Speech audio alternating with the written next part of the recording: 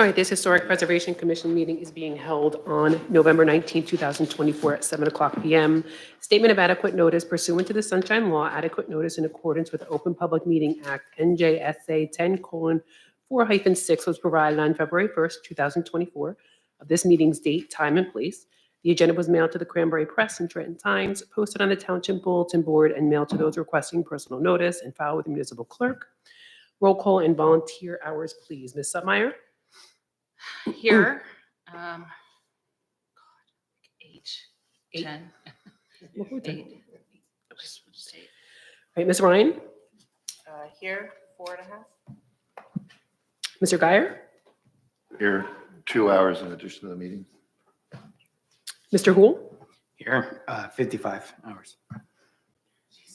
Ms. Marlowe? It's a full-time job. Put everybody to I shame. think I need to amend my, should I amend my man? Like, You get a prize. Ms. Marlowe? 5 hours. Thank you. Mr. Sabo? Here, 15 hours. Thank you. And Ms. Valerini? here, 3. Thank you. All right, looks like Ms. Kinnear, the town committee liaison, is here. All right, we have a quorum, Chair.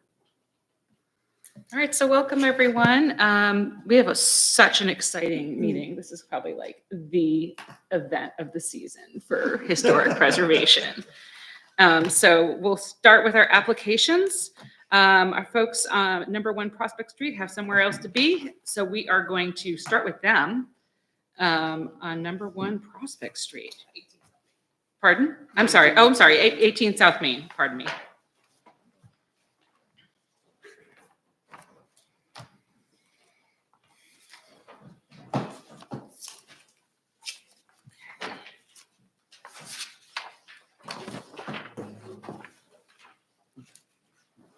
So welcome. If you guys could say your name and then tell us a little bit about your project, that would be great.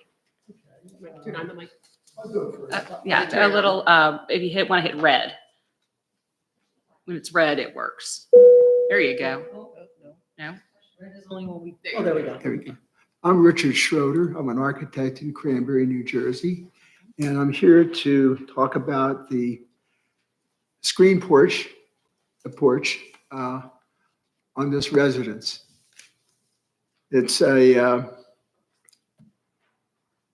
we're adding on 511 square foot onto the south side and the west side of the house. And 395 square foot is actually screened in.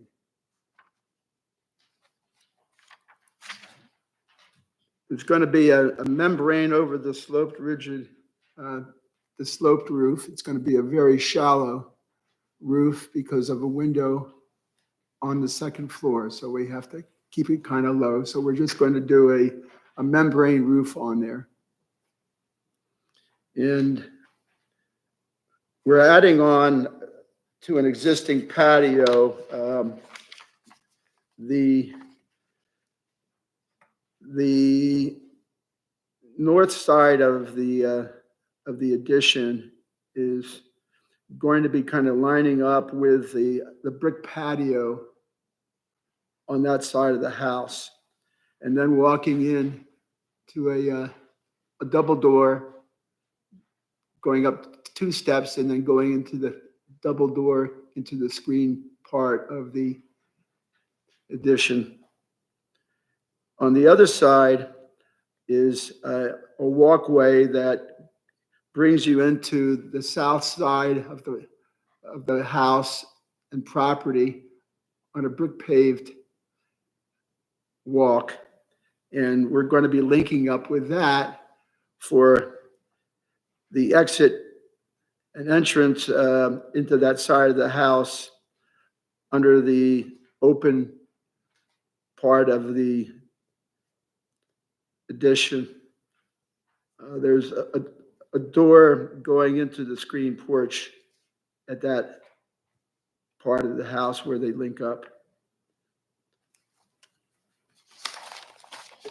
If you want to, do you want to say anything right now? Or okay. On the first drawing is the showing the house as it is and then where we're having the addition. It's right across from the Cranberry Inn. I'm sure everybody knows that, where the Cranberry Inn is. Then we have a perspective view of it. And that's on the north side and the west side. And then number 2 perspective view is the west side and the south side. Then there's a little cross section of the porch. Going on to the pictures, on the first drawing is the west side of the house and the north side, showing where the patio is. And going down, it's taking a look at the west side totally, then coming around to the south side where we're going to be attaching part of the overhang and the porch. The other 2 pictures are the front of the existing house. And then we added some pictures showing on the last page the hedge, which blocks a lot of the view of that from Main Street. And then over to the right, it's a little closer view of that. The one on the left at the bottom is the view from the cemetery, and that's blocks most of the house there as well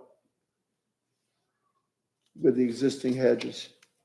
Then the bottom one on the right, that shows what you can really view of the house, a small little opening there of the brick paved area going back to where we're going to add on to the house. So that's basically the addition that we would like to put up. Really stupid question, just because I'm not an architect.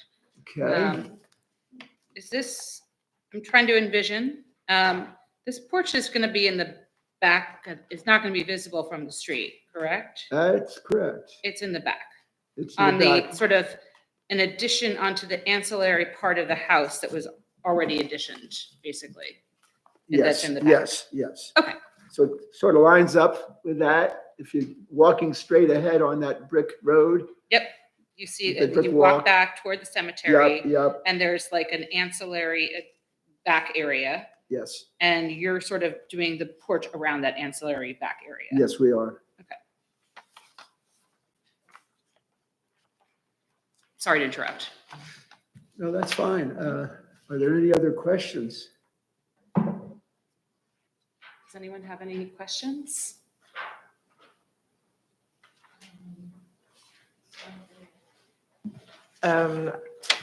Mr. Schroeder, Yes. the first floor plan, drawing number 4, Okay. I just have a question about the note that says synthetic type decking. Yeah, Is that like an AZAC type of product? Is that what it's a, He's nodding yes, okay. yeah. Okay. It's something that you Tracks. really don't have to deal with. Yes. And that is something we do approve, so. Yep. That's okay? Okay, thank you.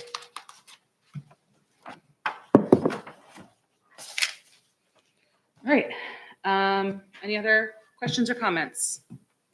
Okay, I would like to make a motion to approve this application. Second? All right, roll call. Ms. Supmeyer, Yes? Ms. Ryan, Yes. Mr. Guyer, Yes. Mr. Hool, Yes. and Ms. Marlowe. Yes. Thank you. Motion passed. Thank you, board. Thank you for coming in. That was Good luck with your project. good. Thank you. Okay, next we're going to do One Prospect.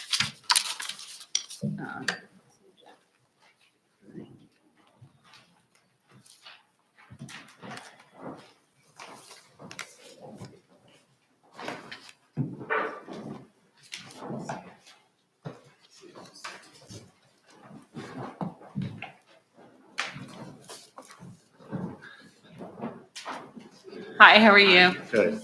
Welcome. Looks like I'm flying solo tonight. They didn't know if they could make it or not, so.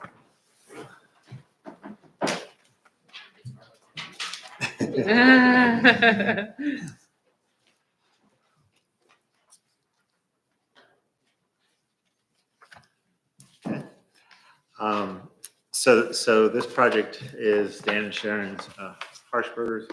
They're doing a kitchen renovation on the back of their house. It's a beautiful probably 1860s or so circa house.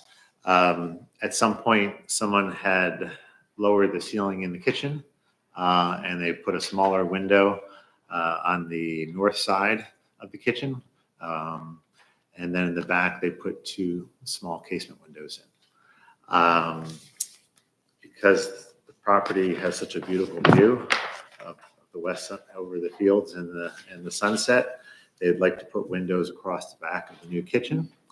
And also change the north window to match the dining room window at the proper height. Because if they did this renovation, raise the ceiling up, the window would be very, very low and kind of out of scale. So this will kind of restore the original look on the north side, as well as look better from the inside. The 5 casement windows on the back, though you won't see it from the street, has the same light sizes, glass light sizes as the 4x4 double hungs, and then we'll give them a nice view over overlooking the fields. There's also some existing steps and a little addition that used to go up to a second floor. I think maybe it was an apartment way back when. They've since taken that staircase out and upstairs. So part of this project is we're going to relocate the basement stairs to make the kitchen work, but make that sort of old apartment addition into a mudroom, because they have no mudrooms in the house. So adding a little bit of trim on the corners to make it look a little bit more appropriate.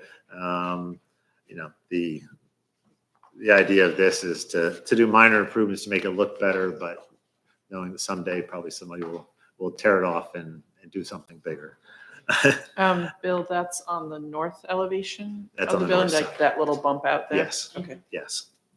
And then we show an alternate for replacing the door with a French door. Right now there's a dog door, and depending on the health of their dog, they may or may not do it. Yeah. Unfortunately, their dog has cancer. So, but they get approval now in terms of the French door. It'd be like a Therma-Tru smooth fiberglass door that could be painted, look like wood.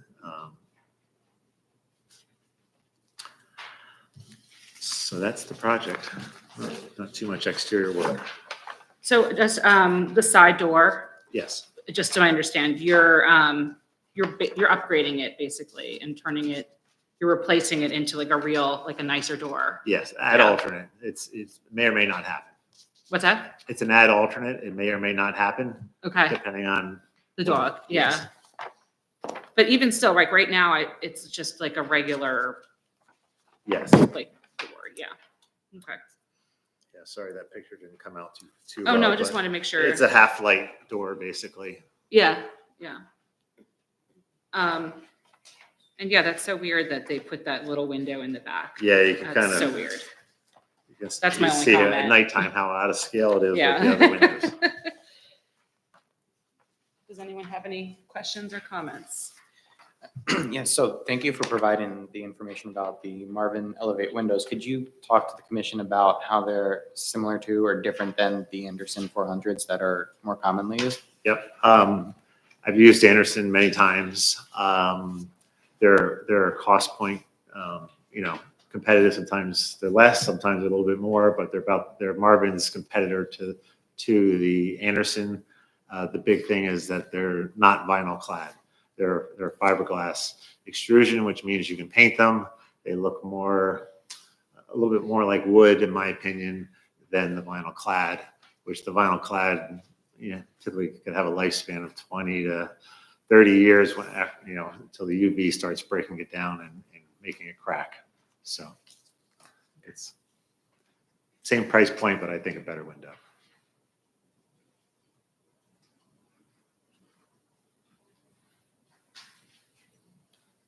Any other questions or comments?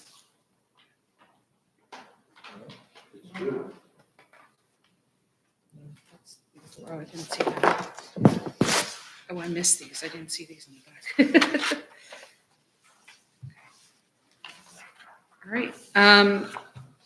So, I mean, I would make a motion to approve this. I think it's going to be a nice project. Second? Second? All right, roll call, Ms. Supmeyer, Yes? Ms. Ryan, Yes. Mr. Guyer, Yes. Mr. Hool, Yes. and Ms. Marl. Yes. Thank you. Motion passed. Thank you for everything. Thank you for coming in. Good luck with your project. Thank you. Yeah, now up you're again. doing, you're up again. Okay, that's right. Okay. Park Place. Busy man. That's my wife, Michelle, but she said she doesn't want to come up to the table.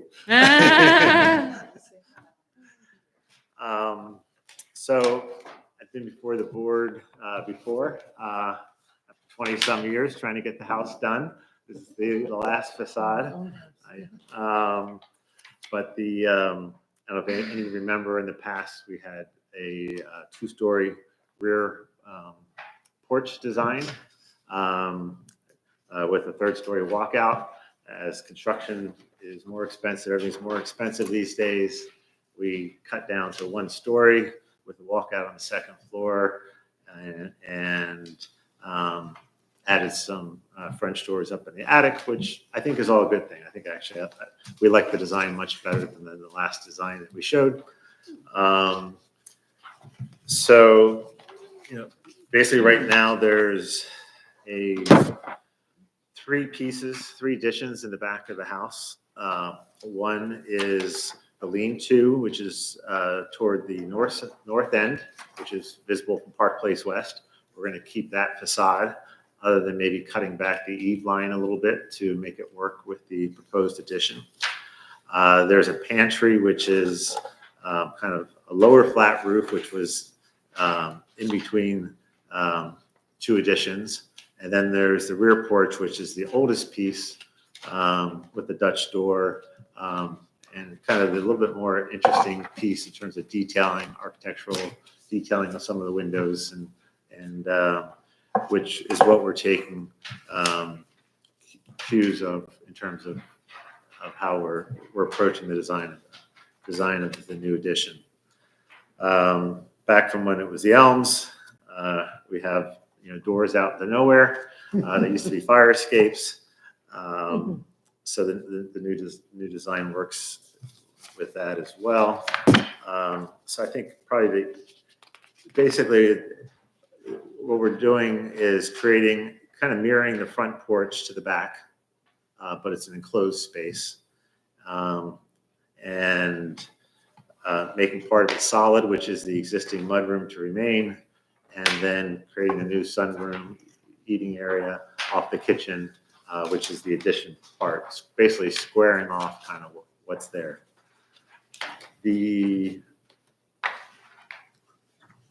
If you look at drawing A4,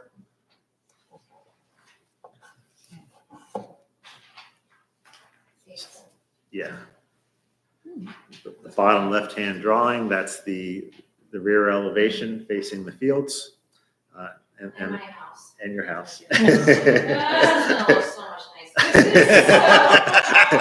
I'm just going to say editorially, Sorry. like, I just going to tell you, editorially, this is, and I probably shouldn't be saying this, but I'm super excited about this. I have a balcony that we did an addition to in the back of our home, and it's so fun to have a balcony. Yeah. So I'm super excited about this. The Yeah. sunsets and the fields. Yeah. Originally when we Yeah. bought the house, 2001, all 5 of us lived in the attic.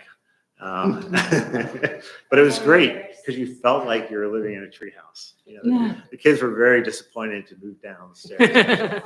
We were not. We were all in one bedroom for many years. So, so I do apologize to all my neighbors because they've had to look at this. But you know, unfortunately, being an architect, I don't. Especially in your own house, I you don't love want to your- do it until you do it right. So I love think your this is the rear, right I solution. love your rear elevation. I know you as is. do. As it is. As it is, but that's okay, I understand. So the lower, front porch or rear porch piece kind of mimics the massing, the height, and the columns of the front porch. It encapsulates part of the lean-to in order to, pull that off because of the strong symmetry of the house. The double hung window to the right, that's to the mudroom that will be reworked into the new wall. Everything to the left of that is the addition. I don't know if you can see it in the existing. So the detailing of that double hung will be very similar to the detailing of the window that we have now in the existing porch, where there won't be trim around it. The vertical tongue and groove, V groove will go right into the opening, kind of more like some barn detailing with an extended sill with longhorns. The other windows are kind of more inspired by the existing windows in the back, which my drafter left off of the existing elevation, but you can see them in the picture. There's, a set of 3/3 kind of storm windows with frames around them. So we kind of took that idea to make the sunroom. But unfortunately, that horizontal bar is right in my eyesight. So we moved it up to a transom height to align with the door. So that was kind of the inspiration, taking ideas from the old, but making it work and to be functional as a current space. We're going to be doing, for the vertical siding, I'm thinking that will probably be the AZAC, because expansion and contraction is not a problem for that. For all the trim and fascias, we would use the boral or the polyash. That's all painted, but doesn't have the expansion and contraction problems. The railing, the posts again will be the polyash or the boral, duration, whatever you want to call it. And then the railings would be an AZAC, railing system spanning between them. Up on the second floor, calling out an add alternate to replace those 2 doors that are there. They are new. They were installed 20 years ago. We might decide to keep them. So I put an alternate to change those with the same kind of Therma-Tru Smooth Star, that can be painted and look like wood.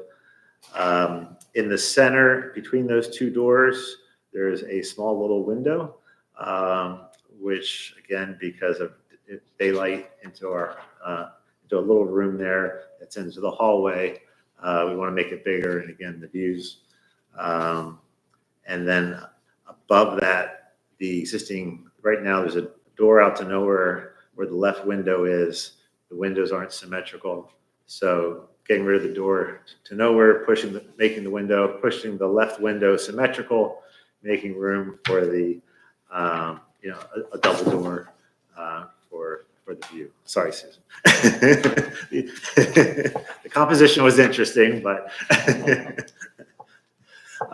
unfortunately, it does not take advantage of the views and off that side of the house. Also showing an add alternate. This is where the wind really blows off the fields. So if there's any money left in the budget by the time, once we've kind of figured all this out, we may end up taking the existing siding off. And unfortunately, there's bricks in the walls, brick nogging. So putting a thin either a sheathing or a small insulation board, just really to block the wind. And then new siding. Unfortunately, that might mean I might have to go to the hardy plank, so that's what I put in the application, just because of the thinness to maintain the existing window trim and corner boards. So that's going to be something we're going to kind of see as we go. I think that's everything on the back.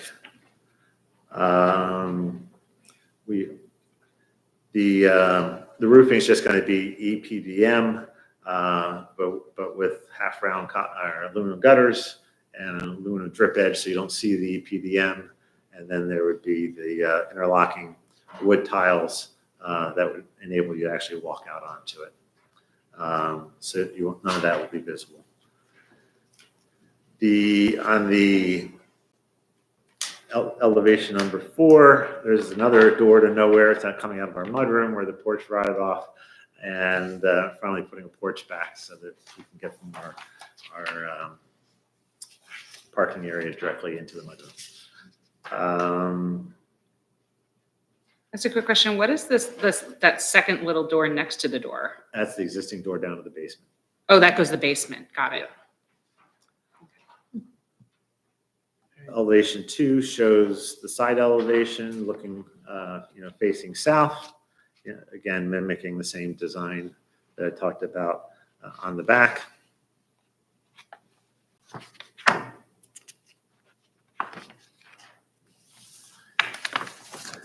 And then the other part of the project, previously we showed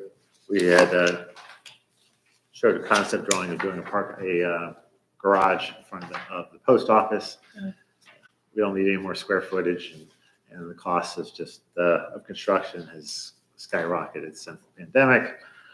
So we're going to do a shed, 12 by 16 shed in the back corner by the garden, with a lawnmower, garden tools.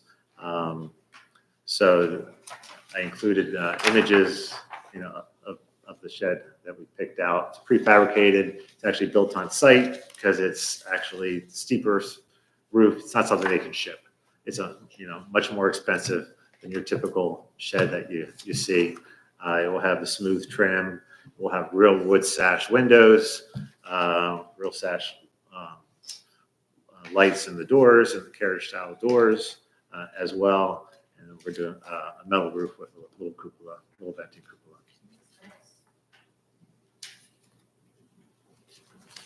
And my wife did the 3D on this.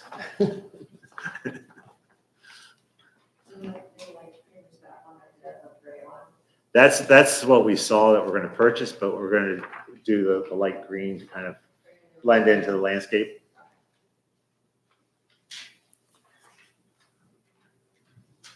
But that's exactly the structure.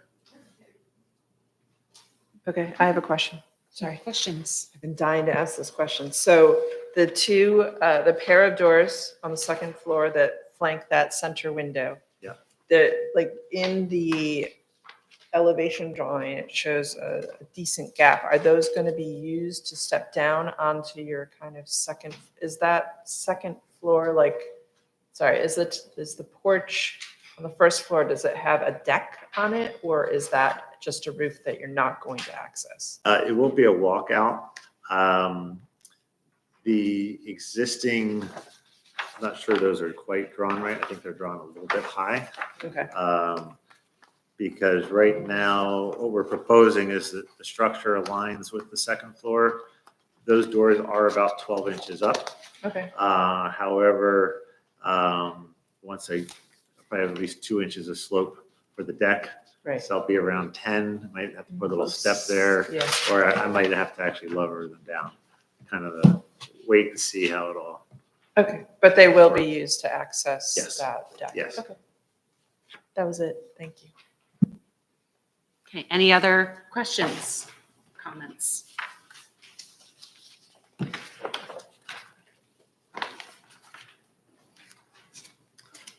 Hopefully this one gets built. Great. a motion to approve. I would second that. All right, roll call, Ms. Supmeyer, Yes. Mr. Guyer, Yes. Mr. Hool, Yes. Ms. Marlowe, Yes. and Mr. Sabo. Susan is being recused. She's I'm recused. recused. Yes. Thank you. Motion passed. All right, thanks so much. Thank you very much. Enjoy your balcony. Good luck. Good luck on the project. Looks great. Yeah, Thanks. great decisions, yeah. Thank you. Okay. Okay, next we'll go over minor applications, ordinary maintenance and repair approvals. Will do.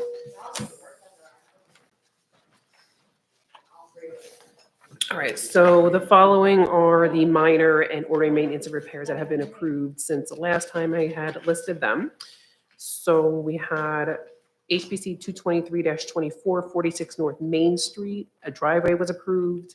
HPC 224-24, 139 North Main Street, the driveway reconfiguration and the revised patio. 225-24, 11 Sims Court was approved for a pool in the rear yard. 226-24, 50 North Main Street, the siding was approved. HPC 192-23, 15 Station Road, they were approved for a fence. The reason why the number is low is because they previously wanted to put in for vinyl, and then they switched it to wood fence. HPC 228-24, 3 Westminster Place was approved for a roof. And HPC 229-24, 46 North Main Street was also approved for a roof. Okay, great. All right, perfect. Thank you, Robin. Okay, so next we will do a new business. So first item is a memo that was shared at our one of the recent township committee meetings. And it was written by the Cranberry Historical and Preservation Society. And this memo is being shared with the HPC so that everyone is aware of the position from the Cranberry Historical and Preservation Society. Has everyone had a chance to review the memo? Yes. Okay. Are there any questions or is there any needed discussion on this? The memo refers to the deed. Oh, here it is. Okay. I can see it now. Thank you. So is there any, what will be the follow-up as far as township meetings concerned, anything? I have not heard of township committee, when in the meeting, there wasn't discussion of any Yeah, I know, follow-up. because my understanding is that because it wasn't on the agenda, it was just, we were just bringing it in. Mhm. They didn't respond. No, yeah, they didn't, there wasn't any discussion from them about a follow-up of any sort. Robin, do you want to, was there any, I know that the memo was shared across certain committees and township committee, right? Is there any reference, there's no reference to the property maintenance code that we have, is there? I think one of the last paragraphs says that we request that the construction code official do an inspection, make sure maintenance is being Yes. performed. So I think that's Yeah, a that was one. follow-up. reference But the to it, whole- but not. Yeah, excuse me, the whole, that ordinance was to, if the house is not being lived in, I don't think. So the owner is supposed to provide to the township what their plans are to maintain it.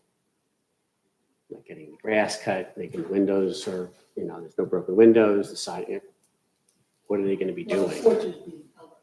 And the porch is temporarily being held up by like 2x10s or whatever. So that's specific to the property maintenance ordinance that we have had for the past, I don't know, 10 years now. It's been a while. For the whole town of For the Cranberry? whole town, it doesn't matter if it's historic or not. Okay. So, Because that provides the meat of, in addition to what's in the deed. so there was a request for the construction official to inspect the building. And maybe what we could do is, there's a communication about that maintenance code, which I think the construction official, is that also within their purview? I believe that might be Jerry. That's what your email to us in March said, Yeah. Jerry. The construction official is well aware of what's going on. He was provided the deed. He went out to look at the house, make sure there was no demoing, and there wasn't. So he is well aware, though, of what's going on. I'm looking at the next TC meeting, but I can request that it be addressed, any update. But the last TC meeting, you're correct, it was not on the agenda, That's Yeah. correct. so it was just read and basically it's a public comment. Yes. This is a Um, good step in the right direction for this property. Yeah. So is there anything that we would want to add to this discussion? Or just let it stand where it is? Well, I guess the question is where it says that the construction code official, the letter requests that they inspect the building to confirm that proper maintenance is being performed. I mean, it sounds like maybe there might be a follow-up regarding that it isn't being maintained properly. But it wouldn't even be on us to enforce anything, right? Yeah. No, it wouldn't So- be. It No. would be with the township engineer Yeah. and the maintenance code, as you said. Yeah, So that's the follow-up, and I'll request an update for you. thank you. Yeah, specifically, I mean, the porch being propped up, that's been that way for a number of years now. What's the plans for it? Because that is not going to last indefinitely. Right. Yeah, and is it being like sprayed for termites, like, Yeah. regular maintenance? And rodents and all that other Yeah. stuff. Okay. All right, so that will be that. Next new business item would be our 2025 HPC meeting dates. If you don't mind just looking through it, if anyone has any issues with any of the dates before we make it official in January, please let me know. I just wanted to give you the dates before it's official, okay? Okay. Oh, here we are. So again, it'll be the third Tuesday of every month. I know I'm traveling for one already. The 15th, I think I'm going to be away traveling. But maybe we can do it without me. It's fine. Okay. All right, good. Okay, I have another new business item, which actually kind of follows also under old business, the signage. And I received an email from a neighbor that lives on Plainsboro Road. And the question was that they noticed that we had redone, street signs in the historic district. And the neighbor wanted to know why there wasn't a new street sign at the intersection of Plainsboro Road and O'Brien. Are you guys familiar with that intersection? Is that the Yeah, barn? that's the estates. It's right across from the Elms. And it's, yeah. So the way in which it works is that the historic district is on the other side, where the apartment building is. And the that O'Brien development is not historic district. And the neighbors feels that it's short-sighted that we don't have a nice sign there because we have a nice one at the intersection of Maplewood and Plainsboro Road, and we have one at Main Street and Plainsboro Road. So I'll just make sure I share the feedback because I provided like some, I provided like a long detailed like how we came to the description or the decision about where to put these new signs and how we looked at traffic flow.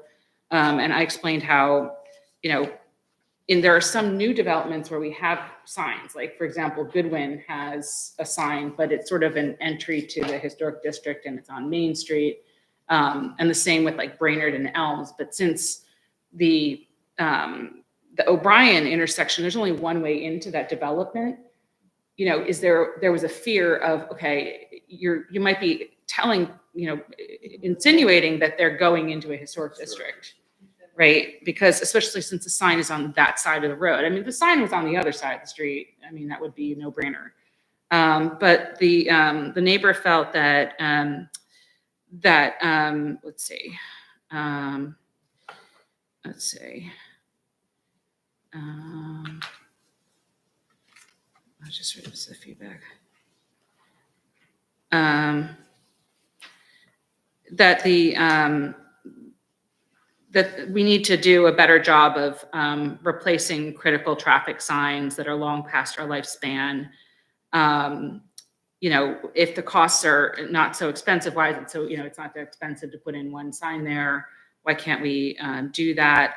They think that the feedback is that it's short-sighted and that it looks too odd that we have different styles of signs in around the town, and that it would be more complete if we had one there. But Jen, wasn't that, I remember the discussion, and this was to take care of the historic district because the Yes. signs were really in poor shape.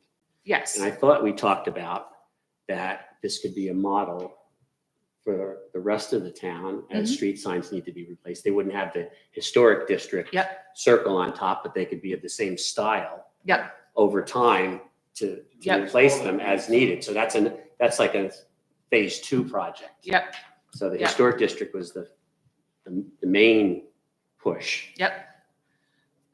So yeah, I've been reflecting on this for a while because it's so tricky. I mean, you could argue either way, honestly. What I worry about is like, if we put in a new sign there, could the neighbors in that development feel like we're, you know, insinuating that they're in the historic district and then they could get upset? Or would they not even care? I mean, this is one comment we've had. I don't know if Well, anyone if you else don't has have this- feedback. If you don't have that little And- circle on top saying Cranberry Historic District, it's not. But then if we do it for them, like, what's to stop my neighbors from saying, hey, I want one? Like, But the point, but you know. the signs were all white letters on green throughout town, Yeah. even in the historic district before. yeah, I know. So now we're upgrading the signage. Yeah. And over time, just like the white letters on green weren't all replaced at the same time. Yeah.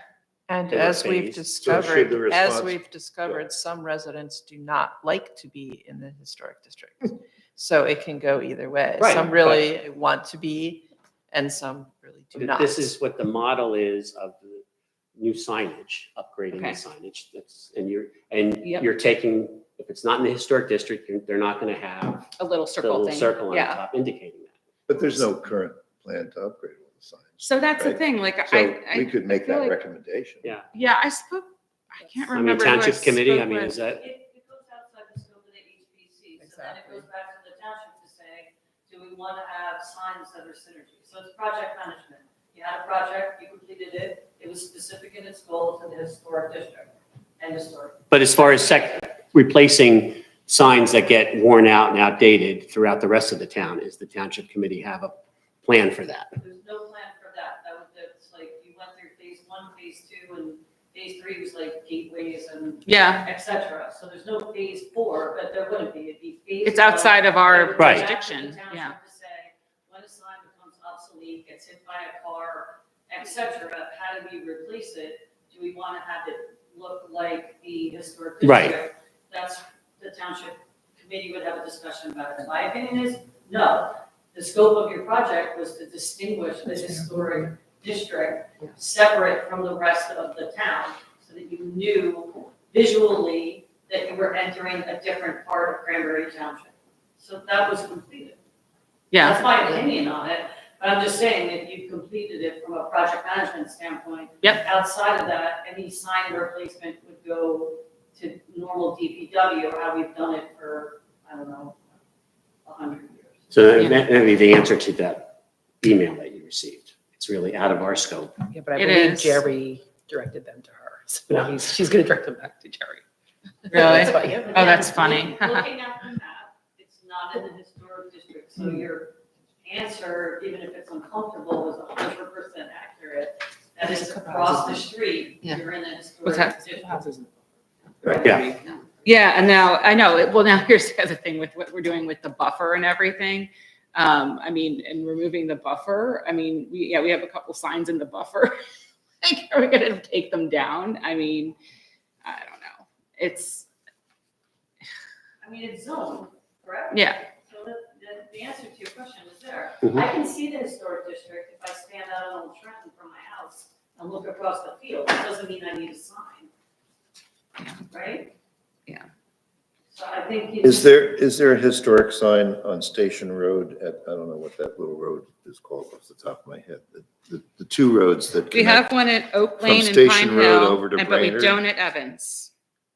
We have one at Oak Hill. Not at, no, yeah, not at Evans, but those two other streets that connect to Brainerd, Yeah, we did those. they have signs, right? Yeah, we did So those. isn't that the same, I mean, I'm just And we playing did devil's advocate. Evans Isn't that the and same Brainerd. condition as what's over in the Is, and Plainsboro Road? might be totally coincidental, but according to the properties that I'm suggesting that we account for in all those notes, it actually is perfectly aligned with what I'm suggesting should be in the district and what should not be on the district.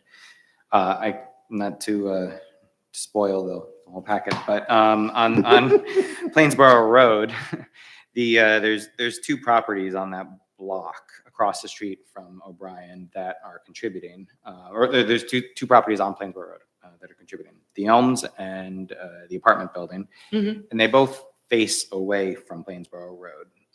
The Elms faces east at Maplewood, and the apartment building faces west at Main Street.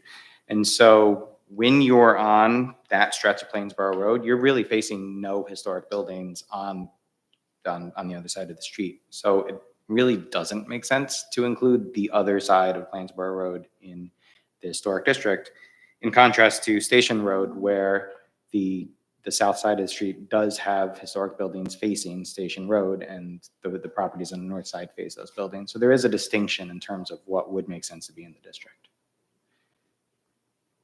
But that's jumping ahead to the next Yeah. piece of the agenda, But but that made sense. when I read it. coincidentally, it Yeah. happens to align where the signs are.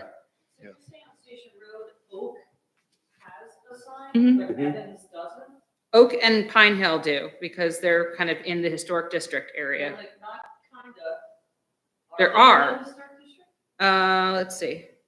No. No, Brendan Yeah, just see, said then the, they're not, they're the houses face space. Station Road across. As opposed to Plainsboro. where they don't Plainsboro face doesn't have that. any historic houses facing Plainsboro Road.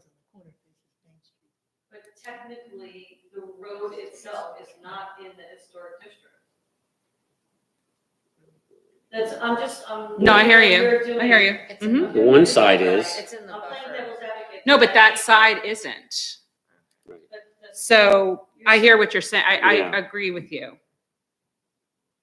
If that's what she's using as an example, then Mhm. she's on, regardless if you have a historic Yeah. contributing property facing you, you're outside the buffer. But if we made the exception for whatever reason, Oak and Pine, but not Evans,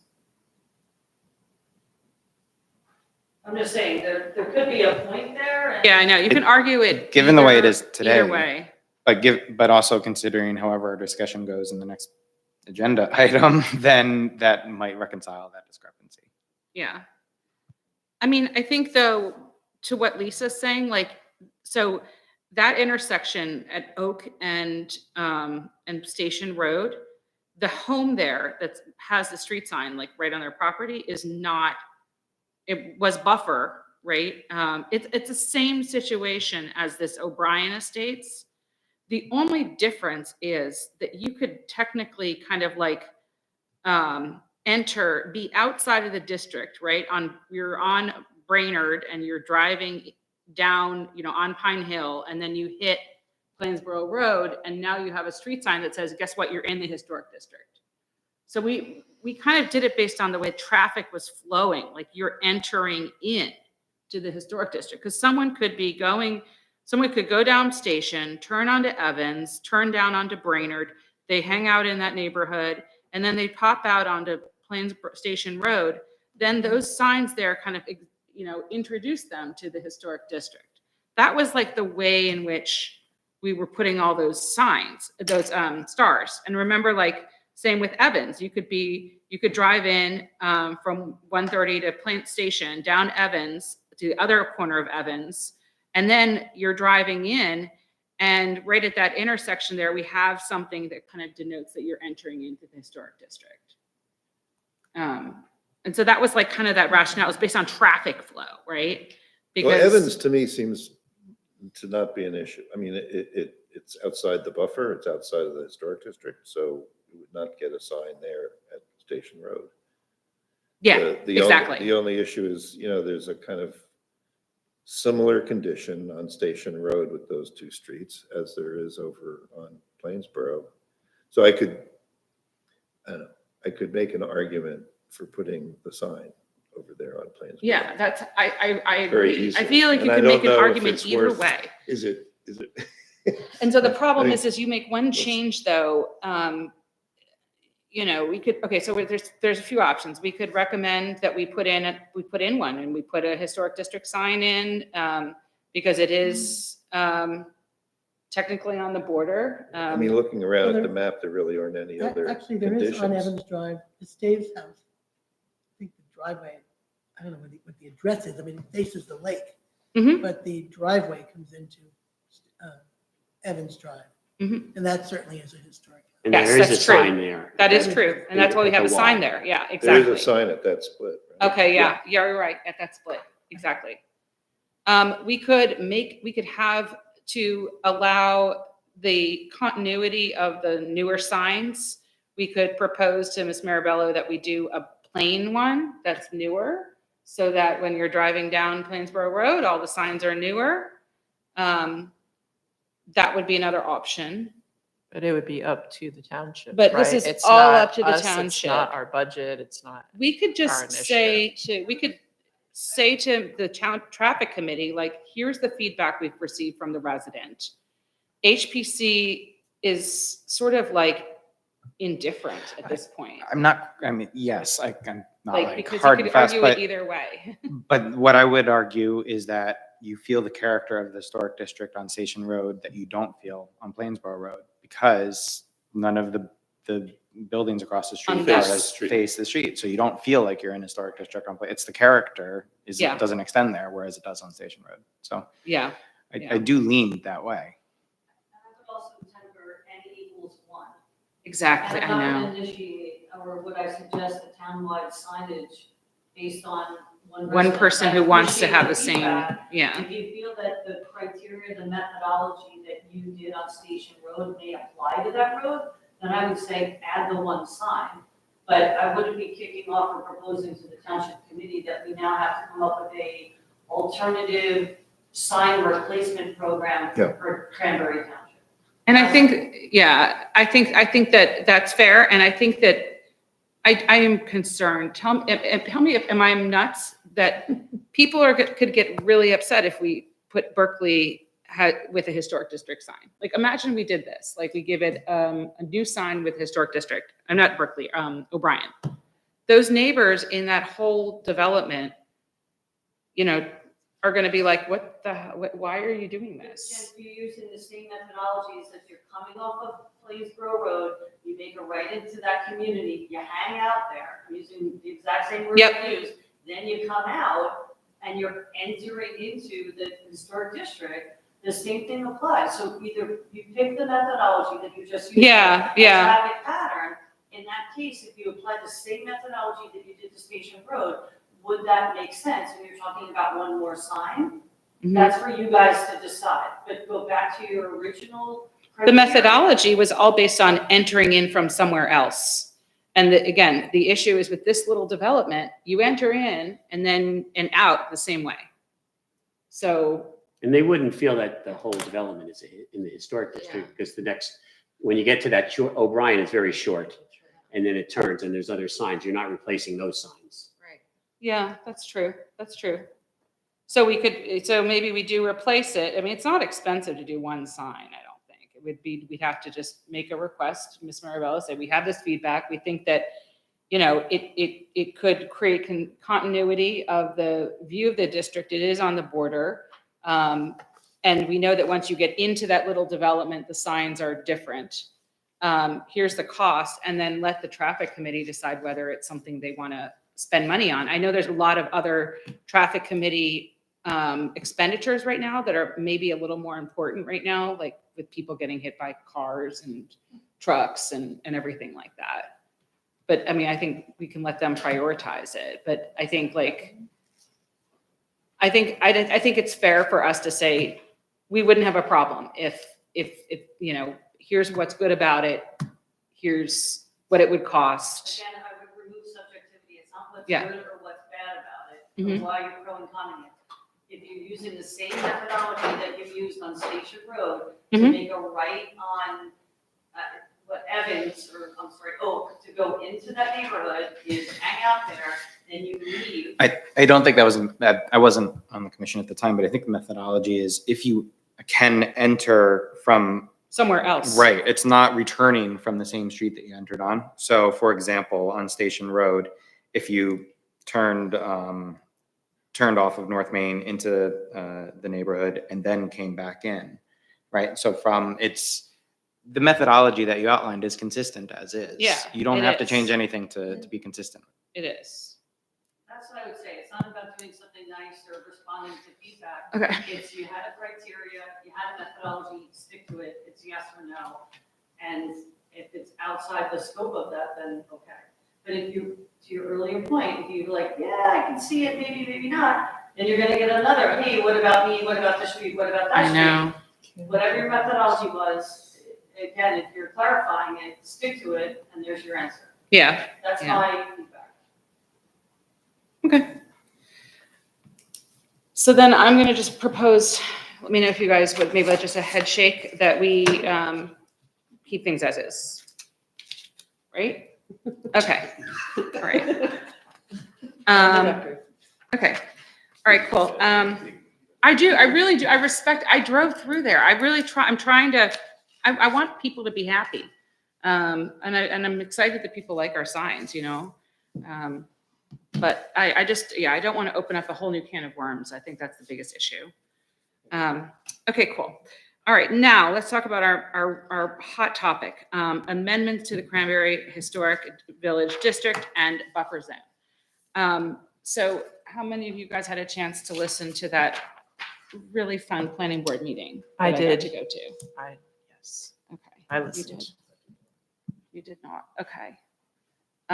So I attended, just thinking that we were gonna maybe get a couple quick questions and like review it or whatever. And they were,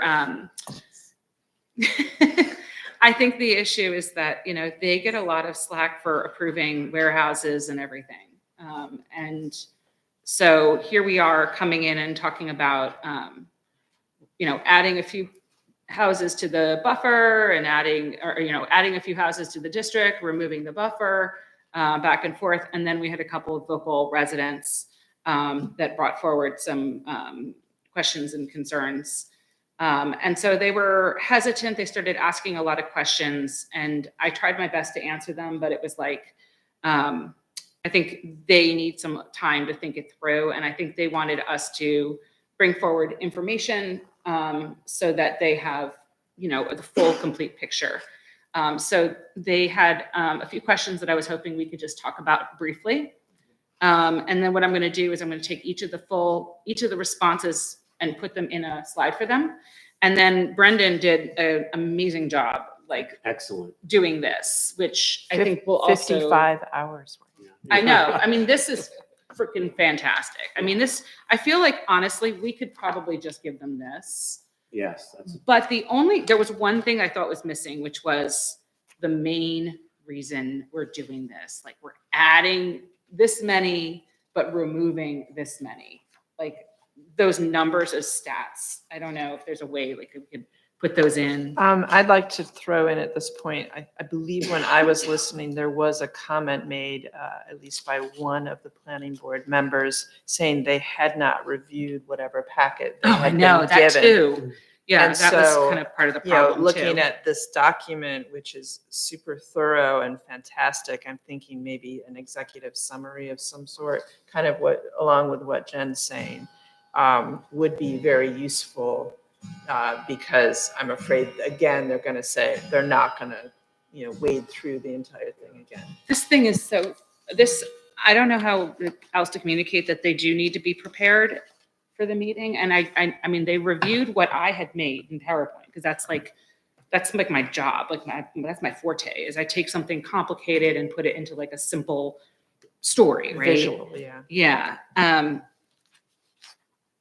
I mean, we could do that. That's what I was thinking of doing, is providing their answers in that. Or we could just say, here's this, which is also provides all the answers. They may not, I don't know if they'll review everything. This whole thing.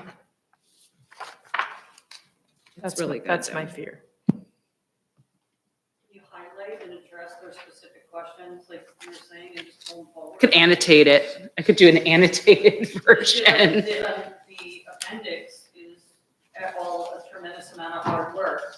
If you want your 4 questions answered. Yeah. I think some, And please read the answers. And some members are going to want to read it all and some members won't. Where was the, But anyone who has a question, they can, we The can one refer that's to the the actual specific one page that will that answer you their were, question. this, I, Referring to the To the- specific yeah, sections so, would be and, good. I could probably go to the next planning board meeting and they raise a question, having not read the document, I can refer to the page in the document that would answer their question. And the one property from the draft document that's missing, and it's in yours, Brendan, the notes, is One Big Barn Road. So that property was missed because setback, it wasn't, again, it was the other side of Plainsboro Road, not in the historic district per se, but backs up to the rear of the historic property, and the barn itself has history to it, so. Yeah, I think there might possibly be 2 contributing resources on that property, the barn itself, and also the field that's adjacent to the agricultural field that we have, that is a contributing property. So there might actually be 2 resources there. Right. you know what I think we should do? Here's what I'm thinking, because this is so freaking good. And honestly, like also, it is, Liz's map in here. We have this here. I'm thinking, Brendan, are you able to flip in the one that Liz did from this one? Which one? The, On page 7, instead of doing this one from the interactive map, could we put in Liz's map of contributing versus the non-contributing? blue one, the new one. We can add it. Because- And There then are, what I'm thinking, there are errors in that. There are 10 properties that are miscolored on that. But if the, I wouldn't, You found them. yeah. Which ones are miscolored? Well, 9 of them are marked as contributing when they're not contributing. One of them is marked as not contributing when it is contributing. So boy. we should ask that it be corrected. Yeah. Okay. I mean, that's a click of a button, but the one thing I was thinking is,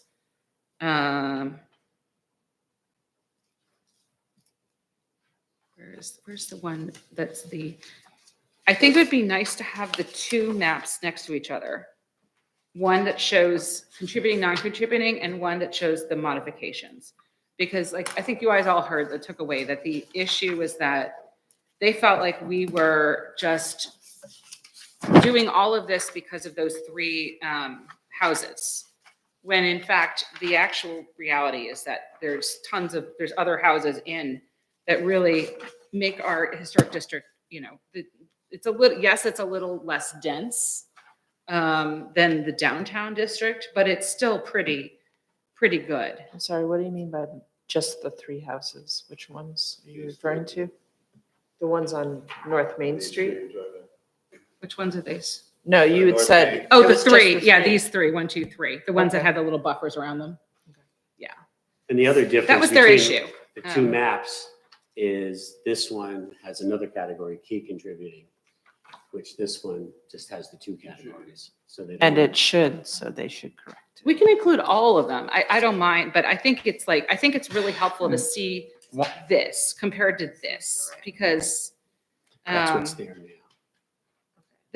they were just so This is confused the one. by all of this.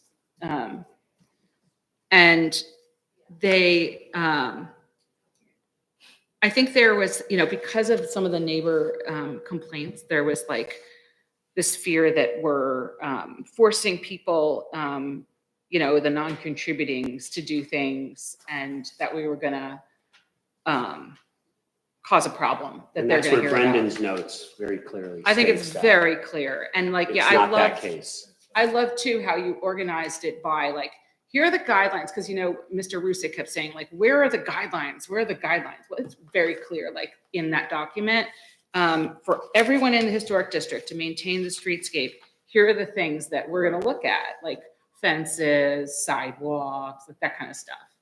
And then then you had the whole other section, whereas if you're a key contributing resources, here's the other criteria you're looking at. So I feel like it's really good. And honestly, too, I thank you, Amy, for finding the Allentown guidelines, because I mean, I feel like we have a pretty good thing going, because if we were to try to do if we were to show them like Allentown, I mean, they would have a freaking heart attack. I mean, that town, those guidelines were so incredibly specific and Well, detailed. it's a much bigger I mean, your area. liberties are taken away in Allentown, like if They you're in had the historic everything, district. like, checked off, like, It was it was beautiful. like the way they had it all mapped out. I feel like ours is sort of like a Cranberry version of it, you know, but if we were to be as serious and mapped out as theirs, Yeah. I mean, I don't know. My question is, what happens next? We Yes. basically were kind of shut down at the planning board. They were not going to proceed with this amendment. So what are the next steps? Oh, they will. Sorry, may I Yeah, propose some next steps? I don't want my document to be taken as, or presented as everyone's viewpoint on the commission. So I think the first step would be, do we all agree about the decisions I made, about the rationale for inclusion and exclusion? Because that's a little different than what they were looking at last month. And then I think if we are in agreement about that, I think a next step would be to talk to the planning board and see, do you think that, are we interpreting the master plan correctly? Because they have to decide whether this is consistent with the master plan. And I want to make sure we're not going down the wrong path with the rationale that we're doing. I know we were under this really tight deadline to get things done by the end of the year. It's not going to happen by the end of the year. Does that free us up to approach things in a more systematic My schedule? question too, is so you're adding properties on top of what was already correct? Okay. Right. So then that would mean that the HPC would have to have another public hearing. Yeah. So there's no way this would get done even by the end of, I don't know, January. So, okay, so that would be the next step. So what the next step is what planning board is going to be doing. So the next step will be the public hearing, right? Well, the planning board is going to have to table the master plan amendment. Could we get feedback from the planning board? Like, could we find out if they agree that we're going down the It's right on path? the agenda, so it's definitely on the Yeah. agenda Okay. for December 5th. So if you December want, 5th. hey, we want your feedback, you're Yeah. not going to. Yeah, we could go back to them and be like, here's our feedback, here's our memo, here's all of our rationale, and here's, you know, answering all of your questions, you know. What's your Okay. feedback? So Maybe we that'll do it be that that. And then if they say, look, we agree with everything, you know, you can add these properties, then a public hearing would have to be done. Then the planning board would have to approve the master plan amendment, then TC would have to introduce the ordinance. Then planning board would have to find it consistent with the master plan. And then we're done. And now that we're not working under a tight schedule, could we possibly make the changes to chapter 93 in advance, separate from designating additional property? So that way there's no question for any homeowner about what the rules will be. Yeah, that's what I think we should do. You're saying before everything's said and done? Sorry? Are you saying before everything's said and done or? Yeah, can Okay, we, draft can it out. we Yeah. get, can we Let's see, why not? revise chapter 93 and even possibly have the TC vote on revising chapter 93 before we designate any additional Yeah, I don't properties? see why not. Okay, I think that's, I had a question about the chapter 93, the E and the F additions, just how they intersect with our design guidelines that we already have. yes. So I found minutes from a TC meeting when those design guidelines were introduced. You were there, you presented them. And the TC asked you, are these the official standards? Are these binding? Are these the real? And you said, these are guidance. What actually, the rules that have to be followed are the ones in the ordinance, that those design guidelines are just for, you know, to help. Do they differ greatly between what's in the No. ordinance and the guidelines? Are they complementary, I guess? It's more official language. Yeah, Okay. it's easier to read the And- way we have it in our thing. And they have pictures in the design. Yeah, and guidelines. pictures. Yeah, this thing doesn't have anything. This is not helpful for a And the homeowner. one thing from the Allentown document that I thought was very, So very beautiful. good, page 10 Yes. lists everything, what, to repair existing work and what's, if you can replace new window. Oh, yeah, there's so New many. windows. like- My page was the best Thi- page this- of it all. this- Yeah, yeah, Is Yeah, very I love that easy to page. understand. Yes, A homeowner would yeah. really go for this. yeah. Maybe Yeah, we use the That was time to do That was the that. main page that got me when I was looking at it, like. It is. that's It was we like, can- that if we was like can- the best.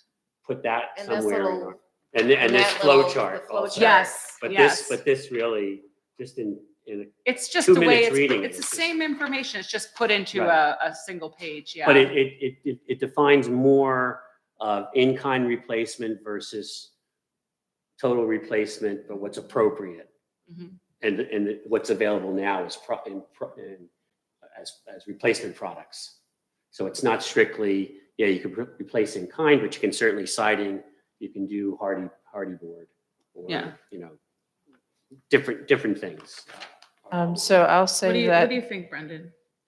That, I think, so I've seen, Allentown has these great standards. Cape May has spectacular design guidelines, and these are won all, awards for theirs.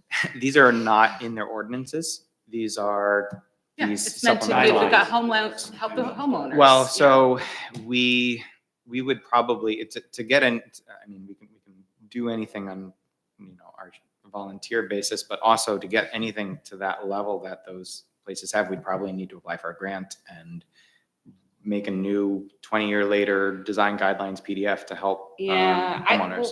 what I'm thinking is, what if we just add another page, like, do it as an additional page that we design versus redoing. I see what you're saying, to make it like Cape May, and that's why I'm saying, like, make it like Allentown and Cape May.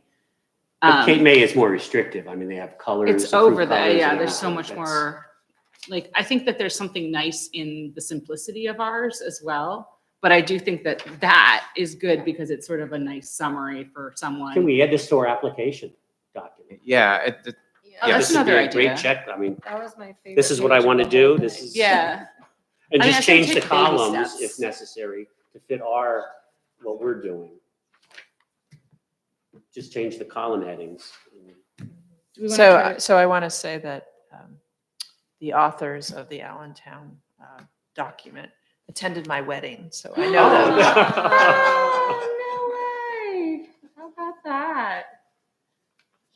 They'll be very Great. honored to know we think of them as a best practice.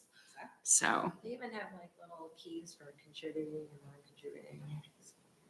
I know. Mhm. the other thing I want to, sorry, Lisa, we can say something. No, just a quick thought. So like pages 14 through 20 on your document, it's a rationale for inclusion in the village historic district. Hmm? I can see that's why it got really muddy in the planning meeting, because you're starting on number 2 Barclay Street, and you're going through 6 pages of properties. What I would suggest there is an executive summary of what is the rationale for inclusion, and list, I don't know, however many things are in here. Visibility from the road, the time it was constructed, its architect, you list those things, and then in an appendix, you say, I've got, it looks like, I don't know, 40 something, right? However many properties are in your appendix, because I think that's when I was listening to it, they were getting down in the weeds, they started to get really confused, they didn't understand the numbers, and we're saying the rationale for including. They didn't even have this, though. They weren't provided really any rationale or the sort of reports, Just- yeah. Right, so if you're gonna go back and say, okay, here's the rationale, but I wouldn't provide it with 6 pages of the individual properties, because Okay. they'll lose their mind, and you're not gonna get out of there in under 8 hours. I think we can make a one-page executive summary. I can help you with that. We can work together on that. Even if I it's think it more would be than one good. page, that's Yeah. okay, as long as it's- Just a nice little, it's yeah, answering executive their summary. questions, Yeah. And then an appendix is all These are the details. Yeah. Yeah, executive summary and answers to their questions page. And then that way and then they have the rest of the details. So if they want to get into the weeds, then they have that. But like, I mean, yeah, not all of them are like, are like that. Some of them were very But quiet and they also, were, and it's not rude to say that to make this a productive meeting, we're providing you this well in advance of December 5th. Our Mhm. expectation is that you're going to read these documents thoroughly and appreciate the work that has been done by HPC. yeah.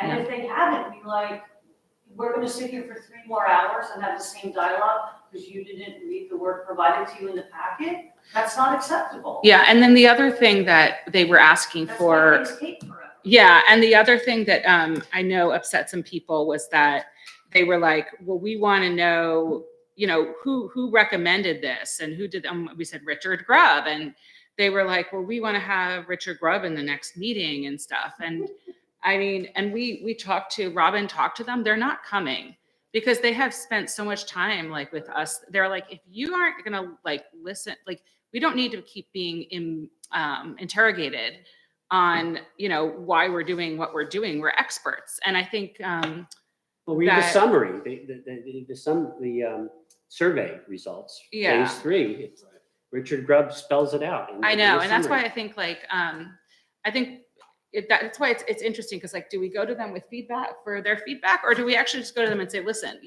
we are the experts in this, and we consulted with an expert. Here's our rationale. Here's the answers to your questions. Like, take it or leave it. Yeah. That's what you do, exactly what you said. Yeah. Because our job is we've hired a consultant, we've spent 2 years? Mhm. 2 years working on this project, and we are the experts in it, and our job is to take all of our time and present it to you. We've done that in a concise manner, read the material, we're happy to answer any of your questions. But you're not gonna keep blowing, I don't know, let's start with 55 hours. Add up what you just said you did since your last meeting. Yep. Come on. I know my It's a hourly lot of rate. time spent, Exactly. and if Yep. the information is there for them to read and understand, and their own questions are answered, then you help move the meeting along. Yep. And Michael Ferrante, I would imagine, or Amon could help you as a liaison to the planning board to meet with them maybe separately. Yeah. And just say, help us get through a planning meeting in less than 3 hours.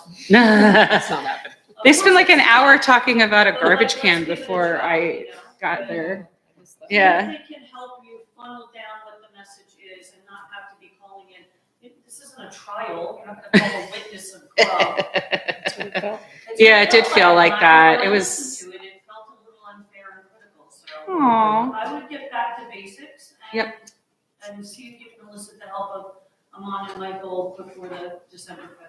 Okay. And as a side note, the board planner mentioned, and it's part of the ordinance and the municipal land use law, that if they don't approve the master plan, the TC can still go forward with Correct. the designation, which I don't know if they would do, but just as a side note, that can happen. Okay. So I would say also that the TC be provided. Yeah, we can provide this whole thing with TC. As it stands now, Mhm. as well as the executive summary Mhm. before the December 5th meeting as well, so that Yep. we're getting what the planning board is getting. That's the only way that anyone's gonna be able to help during those meetings. I love it. I love it. Okay. So Let's go through questions. I have, before we get to questions, I did have one quick question, Brendan, about this because, as they were getting into the weeds, there was all this discussion about North Main. So, the property that we have at the very top, 175? that gray one, from the naked eye, it looks like, why do we have to have it? Because. The very top, 175? I hate to do it like this one, right at the very top. Yes. Yeah, at the end. That one is not that old. So so if you look at page, so if you look at page 13, you'll see that I've marked it as consider removing from the master plan amendment. Okay, hold on. Let me look. It was built in the 1900s. Yes. Page 20. Okay, Brendan, And- smart minds think alike. And You- then so in you've page, got- Yeah, and then exactly. on page 20, I do provide the rationale for why it should be excluded. That property is on the periphery and is more than 200 feet from contributing property. And it was only included in the phase 3 survey because part of the lot extends south of Cedar Brook, which was the northern boundary of the NRHP district in 1980. So I agree, Okay. it shouldn't be in there. But then why, okay, then now I'm asking, why are we doing, okay, so we're doing Mark Burkowski's house, right? That's the one that goes way far back with the No, lines? the flag lot, I don't think Mark's is a flag lot. No, well, His driveway is the only thing that comes out from Main Street. You can't And see it's true of the. Where is flag his lot that's house? behind Yes. there's another Also, house. there's another flag Which, lot. which one is it? I don't know Is which it, one. is it this one? I think so. Because it says consider yeah, adding- I'm proposing that we include them.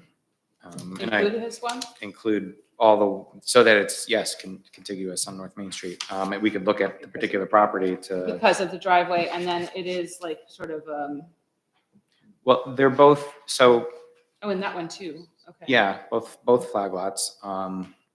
There, it's not that the structures themselves really affect things, but the property, any future work done on the property might. And so,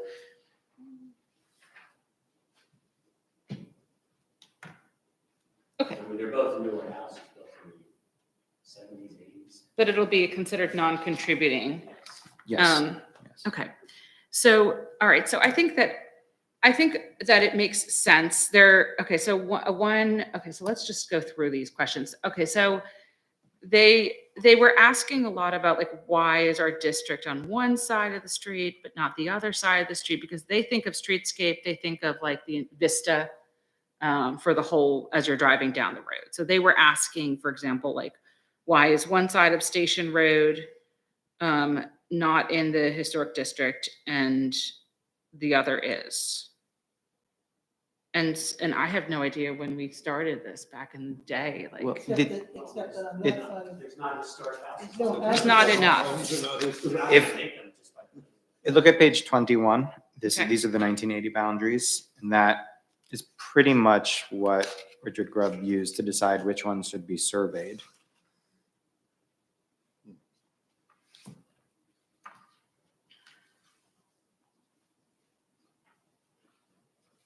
Yeah, from the 1980, it always amazed me that the east side of North Main Street was excluded when there was a lot of nice homes there from the 1930s. yeah, And the west side was included. Well, so one of the things I learned was that the first district this nomination form was first filled out in 1975. The town didn't really get on board with a district until 76, and it wasn't submitted to Trenton until 77, and so then it wasn't submitted to the feds until 79. So 80 is already 5 years after they decided what the district should be.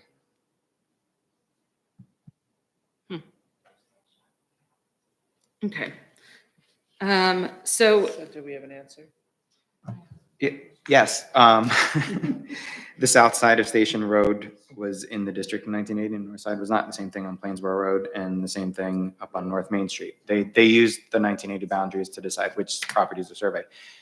I think one of the stumbling blocks is that the properties that were surveyed were approached from an architectural historian's perspective, which is understanding what the history of the district, but if we're going to the planning board, they're going to be more interested in land use. And from a land use perspective, two sides of the street are pretty similar to each other. And so I think we as a commission have to help bridge that divide between the architectural historian's perspective and a land use perspective. That's a very good point. all right, so I'm taking notes. I'm going to use this to kind of answer the questions. Yeah. Okay, cool. North Main, why, okay, adding houses north of Silvers on North Main. I meant Goodwin. So they were asking about these houses, I guess it was sort of around the same area about, putting the ones on the left-hand side, and then across the street, there's those newer houses, the backyards of Silvers that had been buffer. We're removing those. I guess, they're asking about why these and why not those. The Well, same yeah, kind of, same is it issue. the same question, one side of the street versus not the other? But side we of also had the street? farmhouse that was a standalone historic property. So you're you're just maintaining that streetscape up to that farmhouse on the other side, because it had the 250 I buffer. mean, maintain the streetscape After, up to the. all around that. I'm gonna add that we are incorporating their feedback. I'm gonna say that HPC is incorporating their feedback, actually.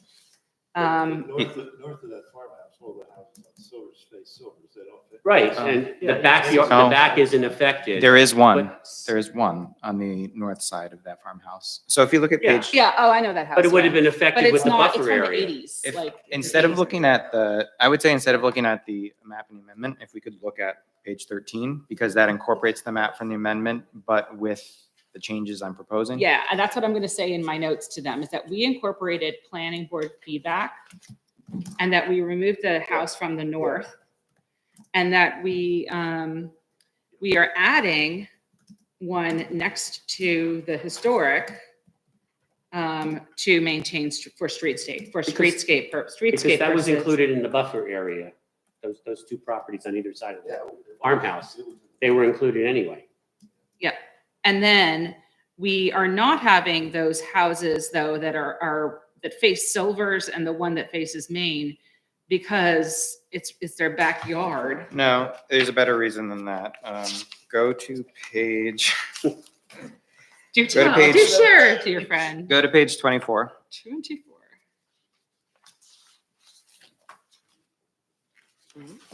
Silver. These three properties have a 25-foot landscape buffer easement facing North Main Street. So I that saw that in- should be sufficient for Have protecting the street. a 25-foot buffer, Landscape buffer. landscape buffer. That is, so why make them do things when they have this landscape buffer? Mhm. Easement. Beautiful. Okay, I love it. Okay, next. Okay.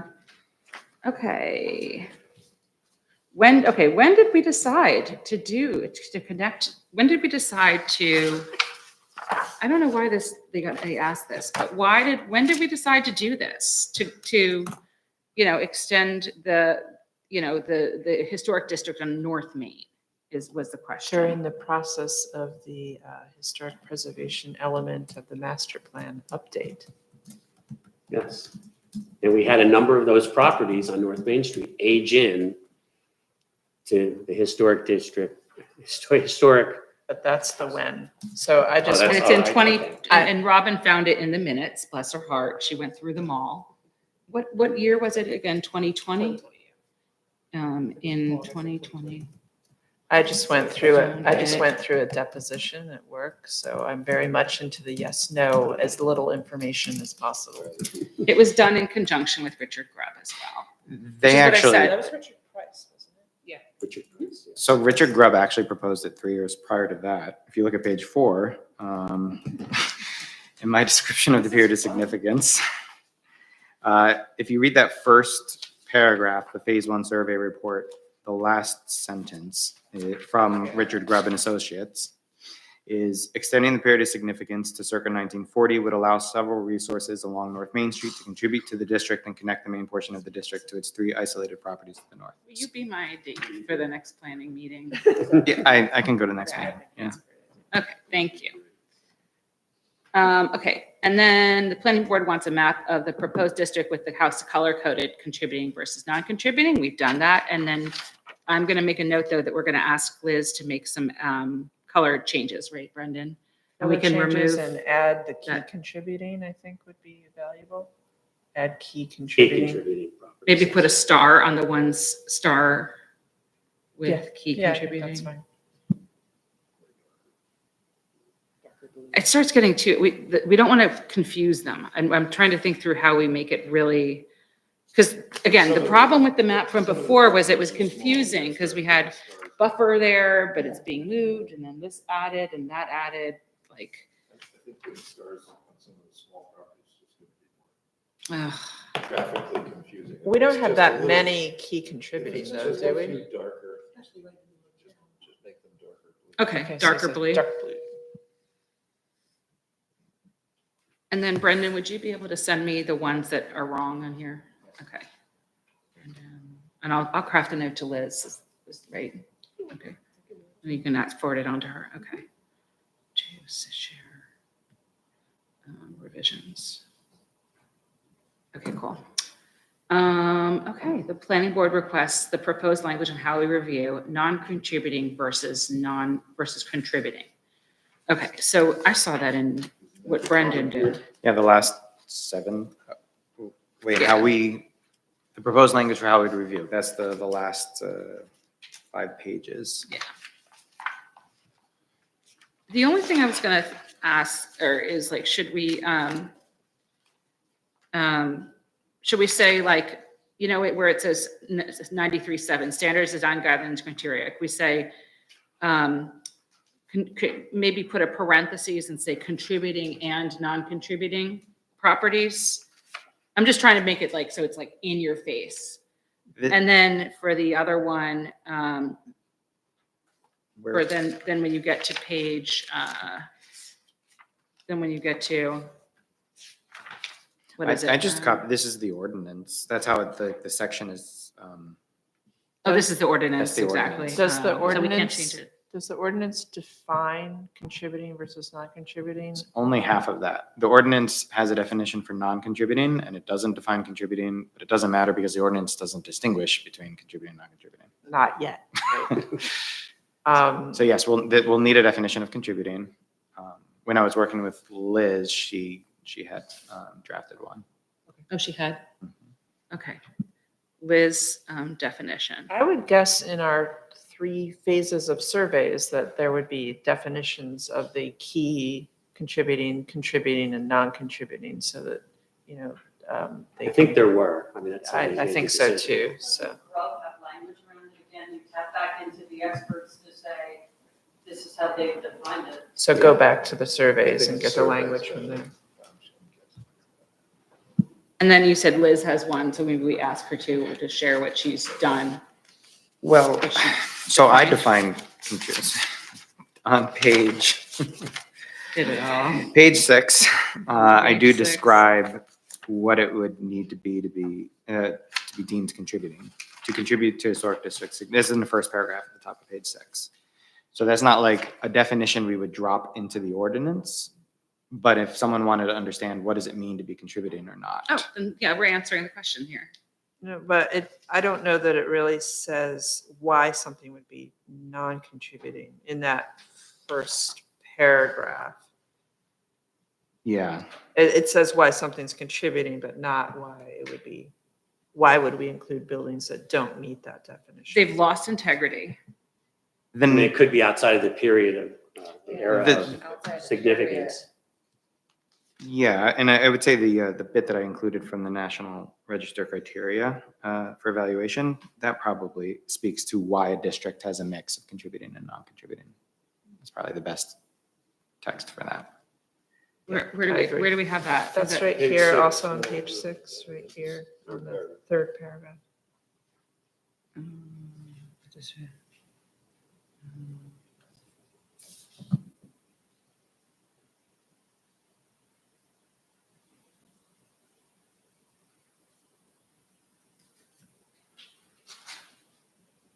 Yeah, the key one there, I think, is the referencing the grouping of the properties, achieve significance as a whole.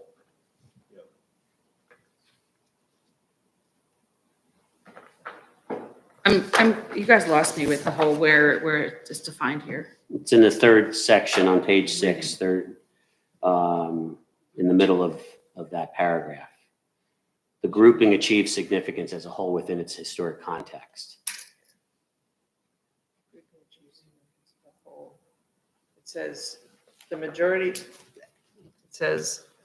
majority of the components that add to a district's historic character, even if they are individually undistinguished, must possess integrity, as must the district as a whole.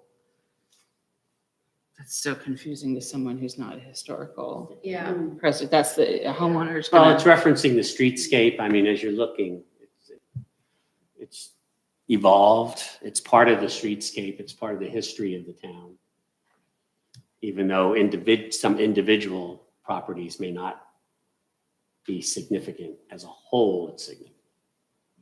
I think they're looking for though, like an executive summary where we say, I think it's just, I think what we've landed on, there's 2 bullets, high level. Lost its integrity due to changes, you know, due to changes. I'll say one of the smaller And homes. outside the period of significance. Insignificant smaller home Yeah. was bought, demolished, and a McMansion was put up. Yeah. What does that do to the streetscape? Throws off the whole rhythm. I mean, Yeah, So non-contributing property is defined in the ordinance today. If you were just looking for what that definition is, that we do have that defined in our chapter 93 already. I didn't include in this packet. Okay. But there's a definition. in our Okay. ordinance.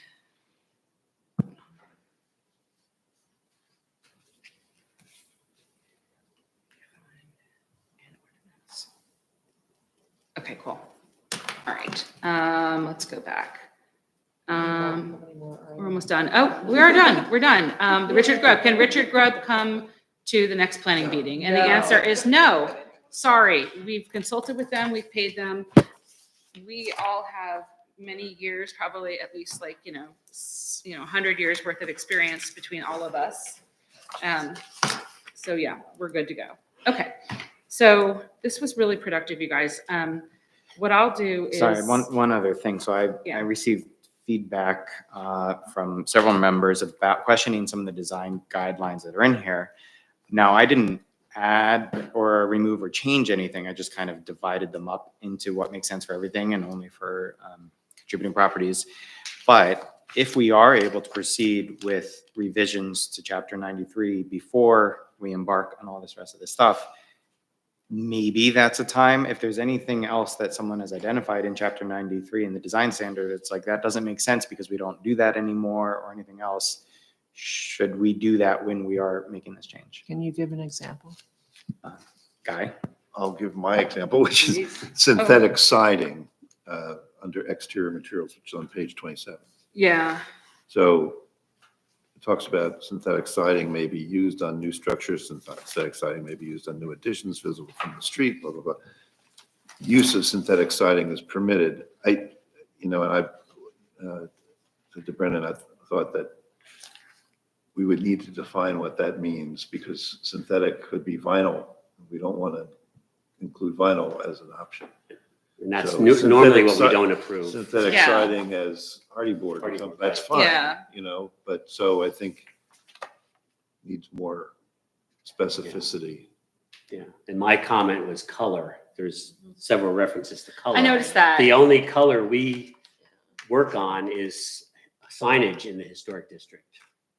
What's Yeah. appropriate for a sign, but Yeah, I colors think of we a have house to- or trim, Yeah, that, We I don't- noticed we that, they don't- had that. we don't We don't have any designate. jurisdiction. We might have in terms of like roof color or masonry color or something like that. Like there's something in regards to color. And Yeah, roof color could, But I agree that in terms of paint color, we don't. So that would require, it's not really just striking the word color. We'd probably have to fine tune Be exactly. specific of what, Yeah. what that. What that's a good colors? point. The roof would be one that we can have some So, recommendation. would we want to, provide the town, the planning board along? I don't with think it this should be the planning answers? board because it's not going to be part of an amendment and it's We not could going to tell them be. that we're revising the standards to be consistent with the, obviously with the ordinance, and then we're also going to provide specific recommendation or specific updates that are, just to update the document I don't and want make it to easier. add another thing for them to, there's already like 3 big sets of changes, adding Yeah. properties, removing the buffer and Yeah. changing this chapter. Like I just think that if we are able to change Chapter 93 in advance of actually moving forward with designating properties, then since that's going to be a more narrow change, maybe that allows us to bring in additional updates to the design standards. I personally don't feel, only been on this commission now for this year, I don't feel like I could write those standards, but I just wanted to bring it up in case the commission wanted to do so. Typically, a consultant is hired to do the standards, do the guidelines. So that would be something that we would have to plan for.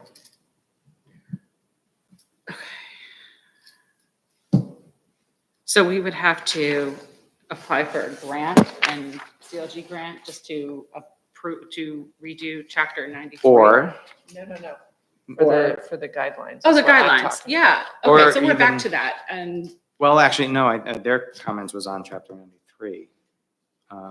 Sorry, when I said design guidelines, I just was referring to section 93.7 design guidelines, because they use that terminology in the chapter too. Which letter?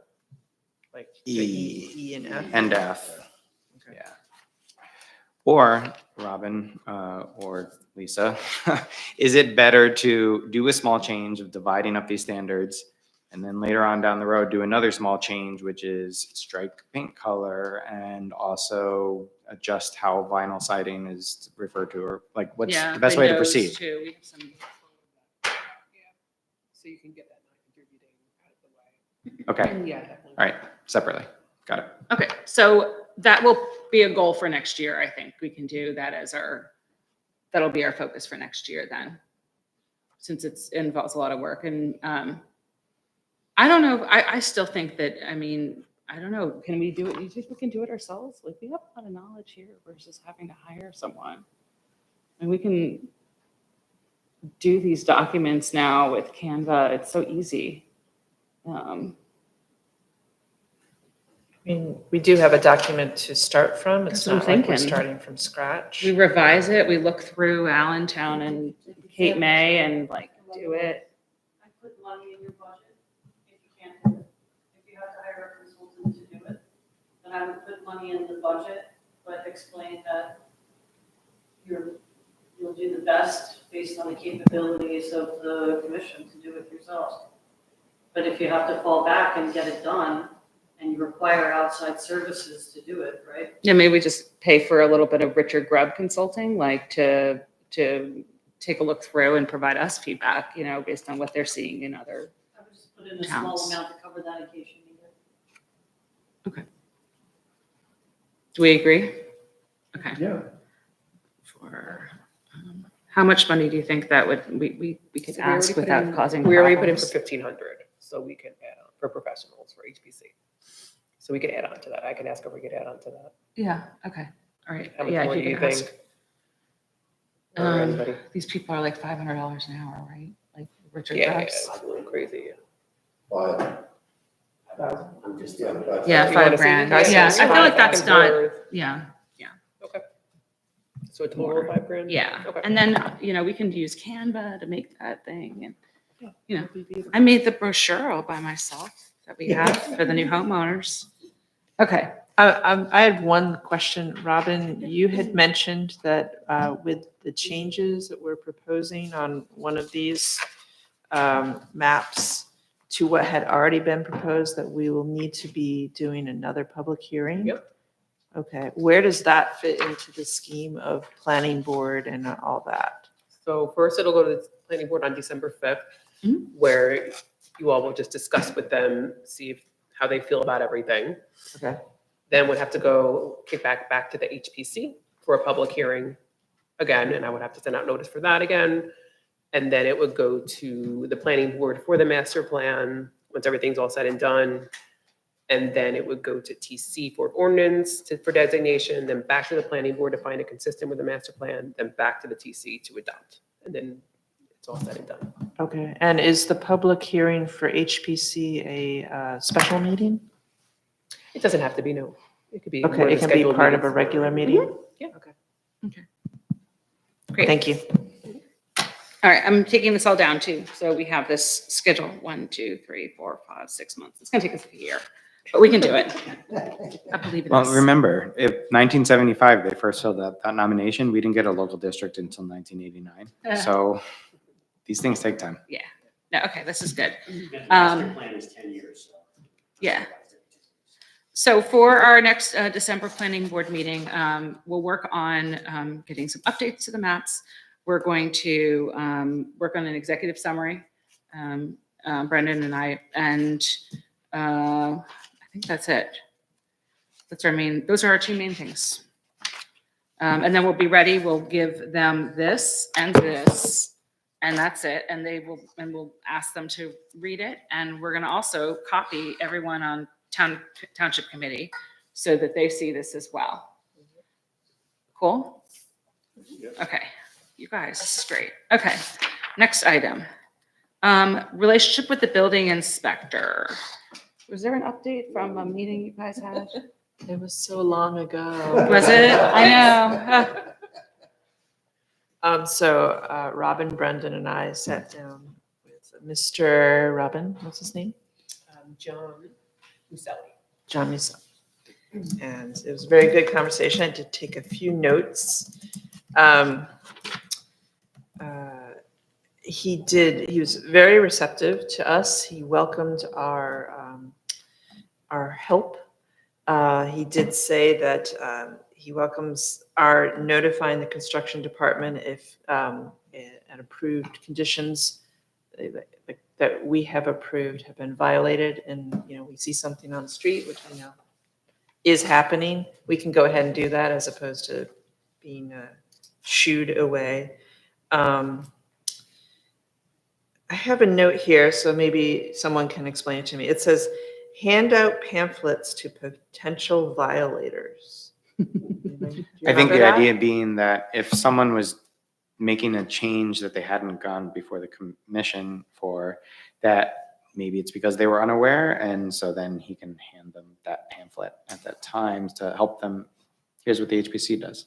Right, okay. And do we know which one of the many flyers that have been generated this year I that would know, we do. We have a new brochure that we did at Cranberry Day. We made a couple quick updates, and Okay. Robin has the file. And we send it out to all new homeowners. So yeah, I mean, he could have it and give it to potential violators. Yeah, so there you go. Cool. And there was also that conversation, Robin, about is it SDL software? So can you explain that briefly? So they just implemented the SDL software for the construction office and land use and zoning. And I was asking him if there's any way he could have some kind of a flag when they are inputting any kind of a permit for any properties that it is under HPC purview. And he said he can definitely work on that. Yeah. That'd be really great. Very cool. And then the last thing, he was explaining that we were talking about the sequence, right, of, HPC approval versus zoning approval and HPC approval versus construction approval. So I learned that according to the municipal land use law, MLUL, that HPC precedes zoning. Robin, correct me if I'm incorrect here, but for construction approval precedes HPC approval. Not approvals, but like applications. So like you apply to construction and then it goes to HPC but supposedly HPC approval has to precede zoning approval. Is that right? That's up in the air with Okay. HPC and zoning. It's HPC and zoning is always pre-approval from the building department, always pre-approval. Okay, It's just the zoning and HPC is up in the air. There's Okay. no, one has to be before the other. okay, so that continues to be not clear. Because construction, I mean, you Correct. wouldn't want them to go through all these construction plans and then Yeah. HPC reviews it and says, well, this is not what is appropriate. Right, And then they have so, to go back and have it but I redone. think what they're saying is like the application starts at construction, it gets flagged, like Robin's saying, Okay. and turned over to us for approval. So that, right, if it falls. But that underneath us. initial permit, don't they have to submit plans at that time? Yeah, They could have come to a concept review beforehand. Right? If you were embarking on some plans and you weren't sure if it wasn't necessarily following the standards for the district and you could go to a concept review without actually opening a permit. Okay. Yeah, we just don't, because we've had this in the past where we've had people come in with the architect and they like all this stuff and we said, you need to make changes, so that's costing them more money. And if you're doing the whole construction bit, that's, I don't know. Anyway, yeah, that's- sorry, didn't clear that one up. Process point of view, that we think that we sign off first before they get a permit. Yeah. Yeah, they can review it. Just like planning board That's what would, this is, zoning board this would. whole flyer is about, to do the preview. then talk to your contractor and work something up, and then we can get the okay, and then they can fine tune it and then submit everything. You do it in Yeah. one step, basically. You're saying you feel like it should go through HPC before a zoning permit? Is that what you're saying? Yeah. I Yeah. think so. It makes, I mean, if I was a homeowner or an architect, I am an architect, but if I was submitting a a project, I would want to come here and get everybody's Right, input get first, Get our feedback. get it nailed down, get your approval, and then know that I can go to the building department, get a permit, that I don't have to worry about Because we've changing. done that with, if it needs zoning, we say we'll approve this. It's Yeah. pending zoning approval, pending construction approval. I mean, what's the difference? Robin, the fact that it goes in either order, that just depends on how the applicant chooses to do it. Exactly. And then if Andre notices that, because I'll always send Andre all of our approvals, if Andre notices that it wasn't approved by HPC, he'll put a note on it. He can approve it. He'll say it's approved, but just a reminder, you have to go through HPC. He doesn't do that. If they had a reason to go to zoning first, then I don't think we have to force them to come to us first. If that, I think it's good that they have the choice. That was it. So speaking of this item, I have an update to share. This kind of ties to this a little bit, is that HPC got in an email from a resident who gives tours of historic Cranberry, asking like who approved the demolition of the Chamberlain and Barclay property. No, it was worded, who approved, how could HPC allow demolition of the Cranberry Station hamlet? That's what One person approved.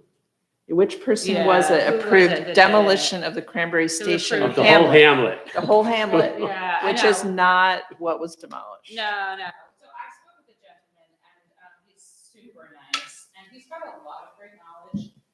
He had some good knowledge about the. Oh, thank you, Robin. He had some great knowledge about the hamlet that we might be able to use for our like designation about how it was used during the Civil War. I explained to him that unfortunately, this is a situation where the property was not designated historic, and that we were, pretty much told that we were not allowed to discuss this in our meetings, that the township, didn't want to ruffle any feathers.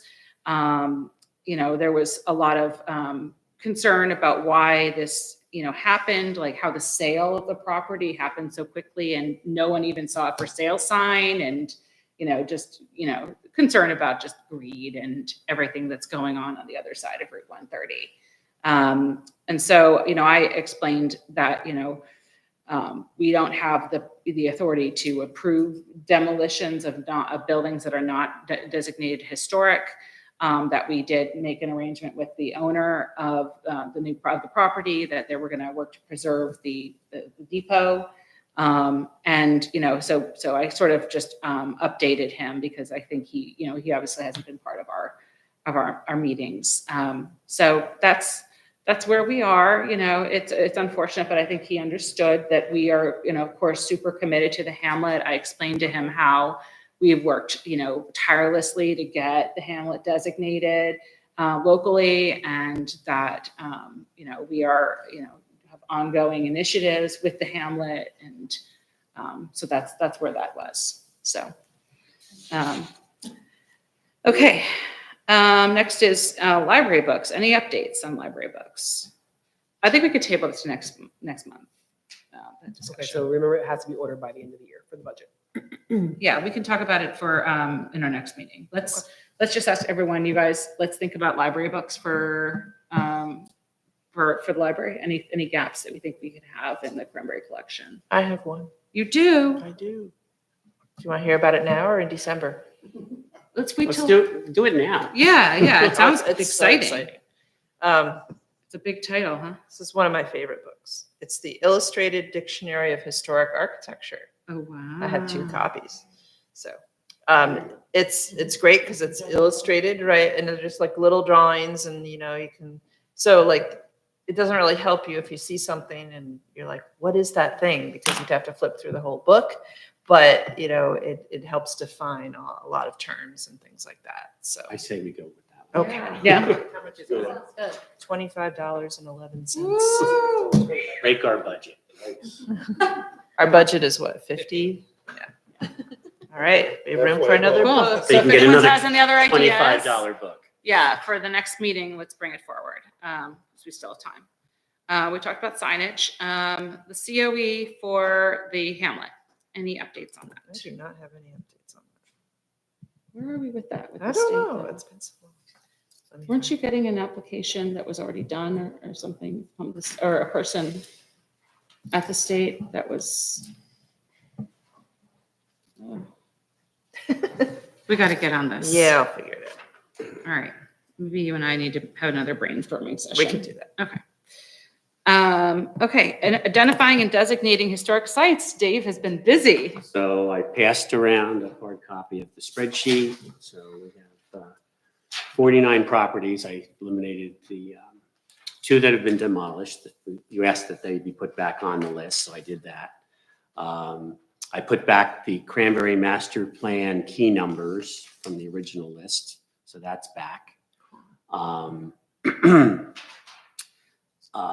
You can take out, we have enough information on the Cranberry Station Hamlet, but I included that here because that we researched those, but that would be part of we did the official survey on those already, so it's just here on the list. I took all the pictures. Now I'm I have to compile them and see how I'm gonna include them on this. And then we can go through and decide. There's probably a few properties which we decided we just don't want to pursue. Like there's one in particular on John White Road going toward East Windsor. Around the bend in the road, there's a long driveway with a gate, do not enter. And there's an old farmhouse back there that you cannot see. Aw. I don't, no idea what it looks like and whatever. I mean, Oh, it's a Stoltz building. no, it's not Stoltz. It's, I think Oh, so. with 3 subsequent edition. You can't. Oh, the Linus Farmhouse? No. Let's see. 81 There's a John White? Keesler. That's the 102. I think that's the Keesler. one. Yeah. I don't know if you've ever seen it. Yeah, but those kinds of properties, it might be that just, no, even a professional, they're not gonna be able to take any pictures unless you get permission. It Mhm. just doesn't give that feel that you're able to do that. But, you know, there's a couple of properties that it's just gonna be hard to do that. But anyway, so this is the list. It's got the current property owners. I was talking before the meeting. I was trying to find, as far as one farmhouse that's been demolished, where the new adult community is on Dye Road and Petty Road, that corner. The Pertinic farmhouse that was demolished. I could not find what the lot and block and lot number were because the tax map's already been updated. Mm. So I don't know what, just a 2-story farmhouse. And I think there were some barns, but anyway, those are gone. But anyway, if there's anything that I've missed, I think I've drive through a number of times, try to capture everything. Some of even the Middlesex County, which then feeds into the Cranberry Township tax map. Some of the build dates there's typos in them. Like some farmhouses, I'm guessing it's 1850, they have 1950. They Oh, have the log cabin on Cranberry Neck Road is built in 1900. I noticed the typos on some of those dates. Yeah. So if there's a difference, I'll put MC and then circa Yeah. the date that's in the actual tax record. So anyway, so this is what I have right now. It was a long time for the leaves to fall. Yeah.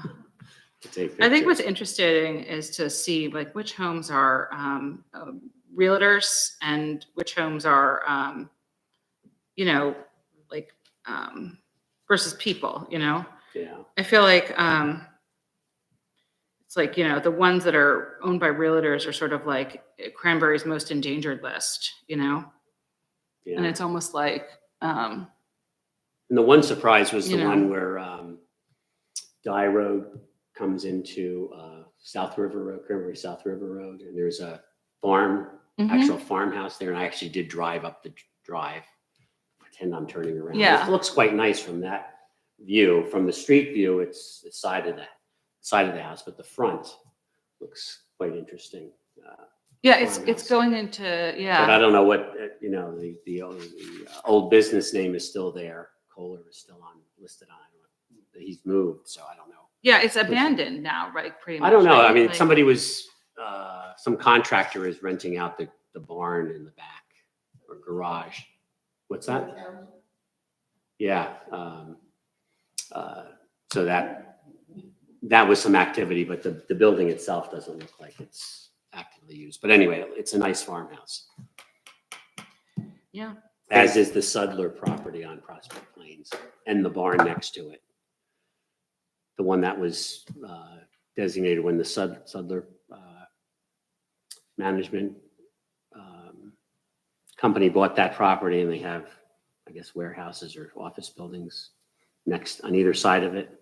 Oh, The Historic Preservation Society helped with that, save that farmhouse. Which one is that on this list? It's the one on Prospect Plains. Yes. So it's a 5-bay farmhouse with a porch. It's very close to the road. It's got a nice barn next to it. I do wish we would do like I think it'd be good to do like a Cranberry endangered list or, you know, most endangered list. Like, you know, all the other, like New Jersey has a list, like, I don't know. And maybe our town is too small and it would cause too much of a problem if we did it, Yeah. but And the other endangered farmhouse that you're speaking of, it's similar to the 147 Plainsboro Road, is the one on, let's see, no, it's not John White. John White goes toward East Windsor. Is it Ansel Davison? oh, the one that's right by the street. It's right by the street. The porch has fallen off. Simonson's farm, tree farm is Wait, off in where the is that distance. on here? Davison Road one? That one? I No, it's think on George Davidson. Road. George Davison, that's it. Wait, where is that The names one? are so familiar. Who owns that? Yes, 35 George Davison Road, Oh, it's owned by people. East Brunswick, yeah. People who don't live there. But that one is similar to the 147 but it's even worse. The porch has fallen off. Nobody's living there. It's Yeah. really fallen apart. Okay. Dave, the one on Prospect Plains, are we sure that that's not key number 2 on the master plan? The one that is marked as demolished? No. Because it was not demolished. There might have Well, been. no, other- but I mean, Oh. maybe it wasn't demolished. Maybe it's this one. Let's see. Oh.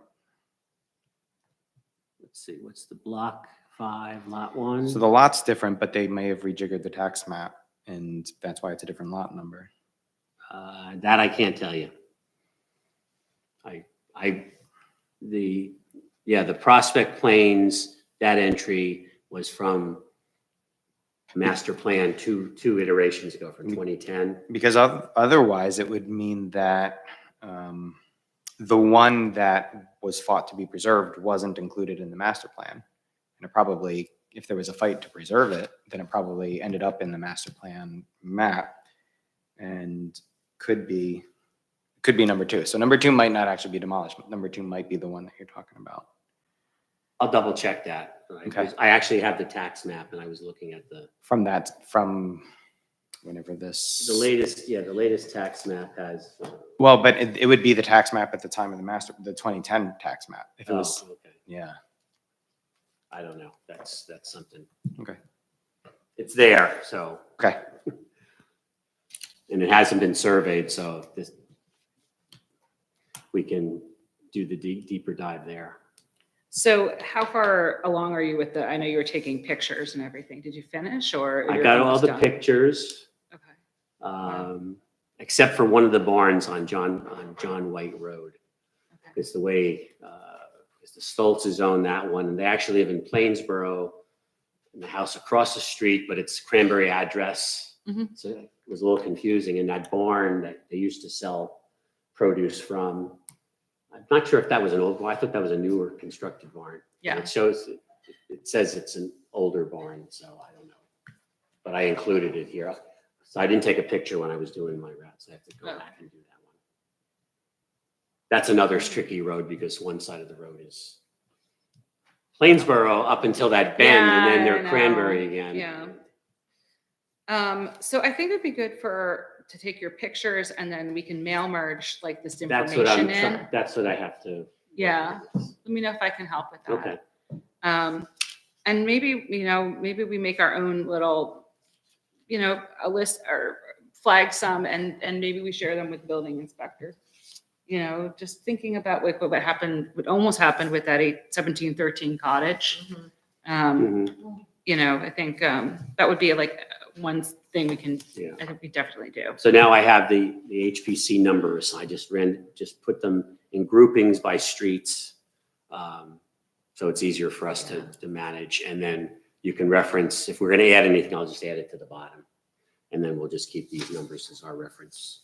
Okay. All right, great. Any other questions or comments on this topic? Okay, for public outreach, we did our last mayor's, I submitted for our last mayor's communication about the new project flyer. And we're gonna, I think we put it in the kiosk. So we implemented our communication plan for the year. And any updates on the interactive map, Brendan? Yes, I was on the phone with the State Historic Preservation Office today to try to, the boundaries still haven't been updated. The Lucy's last update was in July. So the next update, hopefully we'll have that. But in terms of the databases that go along with the survey reports, I'm trying to track down specific properties are.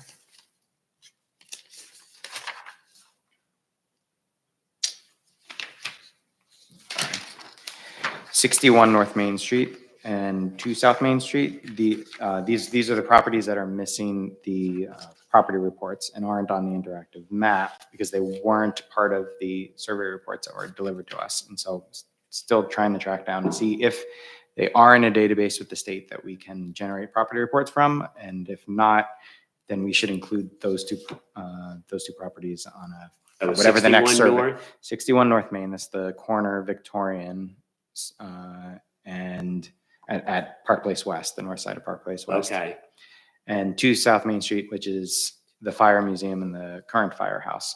oh, okay. So we don't have property reports for these, and they're either So the old firehouse. the old fire, right? That's the only part. that Okay, would and be while we're historic. bringing that up, I just pulled out my note. I forgot about this note.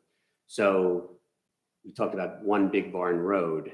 I should add that to this Yeah. list because that Yeah. would be added. It should be on this. And then from our presentation at the library of the property report, the owner of 14 North Main Street, which is on the corner of Scott Avenue and Main Street, when the survey was done, the house was a total wreck. And it's been updated. And he approached me and he said, can the property survey be updated? So the only way we can do it is to have a professional do it. So I'm going to add that to this. I'll put that at the end. Oh, yeah, So that'll be 3 properties we'll add to this. got it. I would just we should just denote that it's just, we need to refresh the thing. It's not because it hasn't been done, it's just because. Yeah, it's well, where 2 we are. properties somehow were missed. And then 1 to update. Yep, and that's, Then and this- do we have the fire, remember the old fire station? We talked about this, the old That's fire the station. one, that's 2 South Main Well, Street. sorry, are you talking about the old one or the one that's a Oh, museum? the one on oldest- Maplewood? The one on Maplewood. it's mentioned, doesn't have its own property report, but it was surveyed on, I think it might be 10 Maplewood. It's mentioned and it's listed as a contributing resource. It just isn't described at all as to what's on it. It just talks about it being on the property. I know, I feel like it doesn't do it justice. It doesn't do it justice, Oh, but should it's we add been that one too? surveyed. Yeah, I think we What should is add the- it and make it its own Okay. report. Okay. Yeah. Okay, I'll add that. And then in the hall that we have, the Fire Museum is already on there. Mm. Okay, Oh, it's on this list, is that what you're saying? yeah. Yeah, Okay, Fire Museum, isn't that 2 South Main Street? 2 South Main. That's on there already. that's already on we already researched that one, right? No, it's. It was missed somehow. Should have been in We the missed phase it. 2 survey, but it's not in the survey report. Maybe it's buried in a database at the state that we could rescue, but Whatever was in the report, that's what was submitted to the state. it could, so I don't want to get too, they generate those property reports from a Microsoft Access database. And it's possible that maybe there's a row in that database for those properties and they lost the PDF or they didn't generate that, or it's possible it was surveyed and entered into the database, but wasn't included in the report accidentally. That would be a nice surprise. Yeah. I think we have But to I mean, assume Probably it's add it not. to the But we- list just in we- case. we- though. Yes, we From should. Richard Grubber, the other company that did the surveys, they provide, at one time it was CDs that we had to ship down to Trenton. So whatever they surveyed, it was on the CD and that was given to Trenton. And the printed report, which is what's out there for online now, that's the survey. So it obviously, it got So lost if in it's the not in shuffle there, then it's somehow. not in there. So then I say, yeah, let's just add it to the Yeah, list yeah, because My understanding is that the SHPO offices are in disarray right now because they're undergoing renovations. They sent everyone home and they're just shuffling everything all over the place. So there will be a delay Okay. until they're able to even look for anything. I'll I add think- that to I think it's the just- list. And then along these lines, I don't think this requires surveying. It might just require, and this is why I asked Andrea at the office today, the state office. There are 4 properties that were surveyed in phase 1 that were built in the 1930s. And the surveyor in phase 1 didn't officially use 1940 as the end of the period of significance. They used an implied 1929. And so some of these 4 properties that are all listed as non-contributing, some of them may have retained enough integrity to be contributing. And We can resurvey them. if it was just for our own local usage, then if we felt comfortable as a commission deciding whether they're contributing or not, then Andrea said that would be appropriate. If we wanted it updated in the state or federal listings, then we would probably need a professional. Well, to make Richard that Grubb did determination. that. So we can add, what are those properties? Do you- They are 13 Bunker Hill Drive, 9 Bunker Hill Drive, 67 North Main Street, and 91 North Main Street. Okay, 13 Bunker Hill, 9 Bunker Nine. Hill, Mhm. and what was that other one? 67 North Main and 91 North Main. Okay, I'll add that. Because Grubb did those and, so he came up with that period of significance or era of significance, so, which changed in the 3rd survey. They- Well, actually, in phase 2, they used 1940. Okay, Phase 1 okay, recommended it, but didn't actually use it. okay.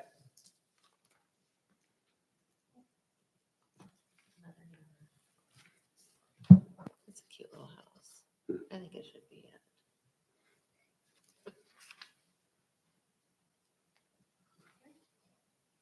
any other final comments? Okay. Questions? Okay. Okay, next topic we have is student ex officio volunteer for commission. I apologize for sending this around last minute, but, so you probably haven't had a chance to read it, but anyway, Jennifer asked me to kind of take the Oswego version of this and modify it for our purposes. So this is adjusted for Cranberry and students at Princeton High. And, but the Oswego document was a good place to start. And so I don't know if we want to table this or, discuss it at the next meeting in more detail, but I just have a question on this. Must be a student at Princeton High School. I'm sure, a number of Cranberry students who don't go to Princeton High School. There's other high schools that they. yeah, I was Yeah. debating that too, I and struck wondering it, whether, and it was- it should be just a high school student Yeah, I think we should strike it. who's a and- resident in Yeah, town, I think we should allow, like, if they go to or private, a they should private be able school to or do it. wherever they, Yeah. okay. I agree. Well, Yeah. that's an easy one to change. One of the questions that came up on October 28th TC meeting is this expected to be a permanent position?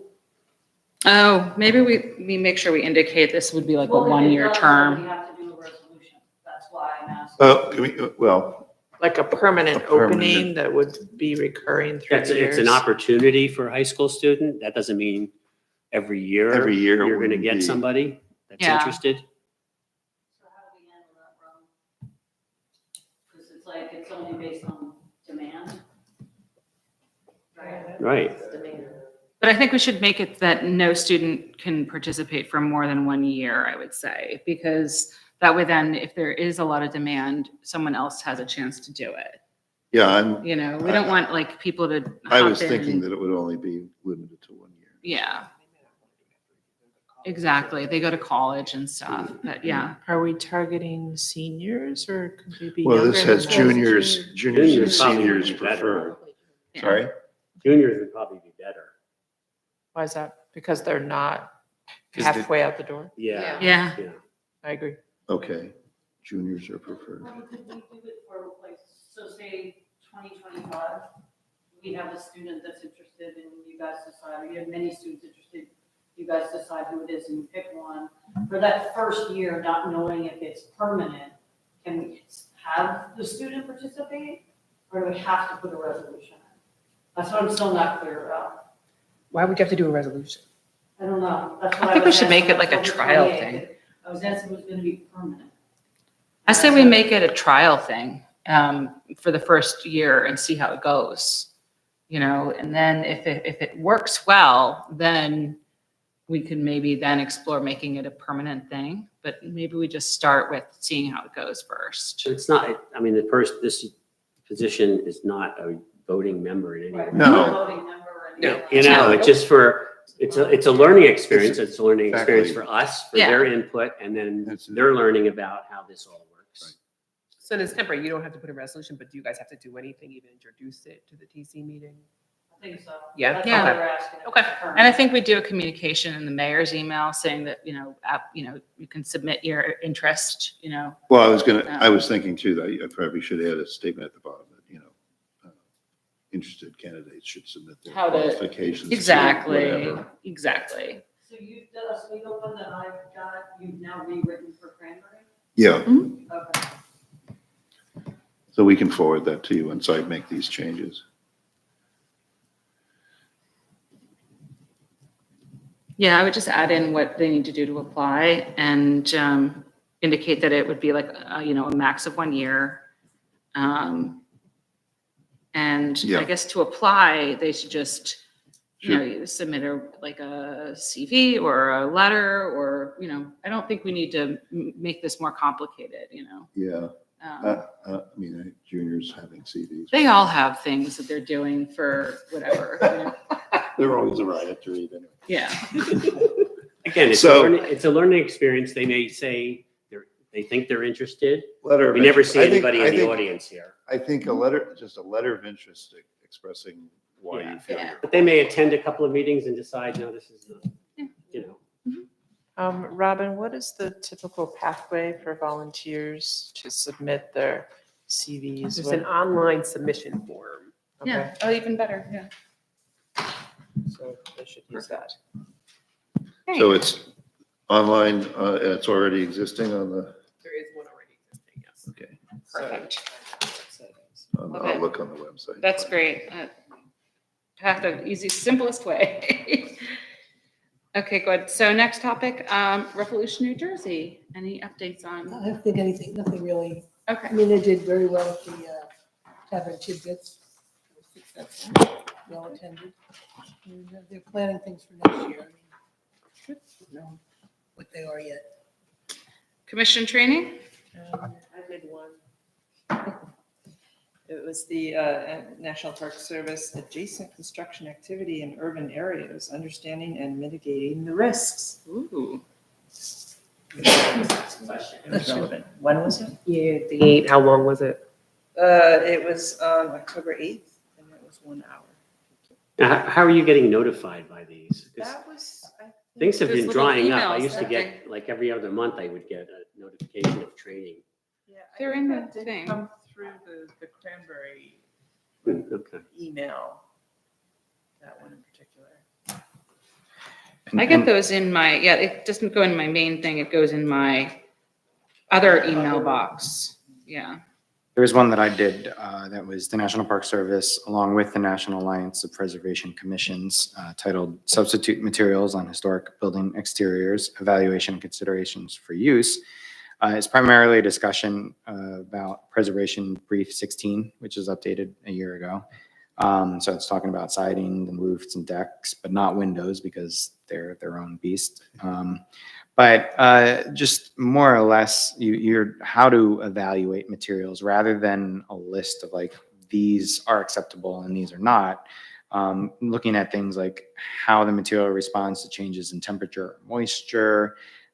And so, for example, we often approve fiber cement siding, but other ones that, depending on the situation, might be a good substitute would be like a mineral polymer composite, a cellulose fiber polymer composite, cellular PVC. So you really have to look at the specific application, how it's going to be used and what it's replacing in that situation to really make a judgment call. There isn't, yeah.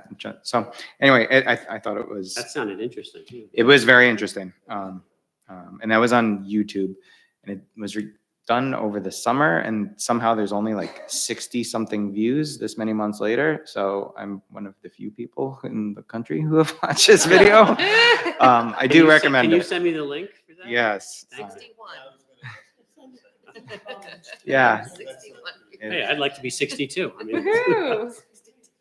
Yeah, if you could share that, that'd be good. yeah. Awesome. Okay, lastly, new homeowner letters. Yes, I sent one to 37 North Main Street and 2 Maplewood Avenue, which we actually did just receive an application for, so they got the notice. And minutes.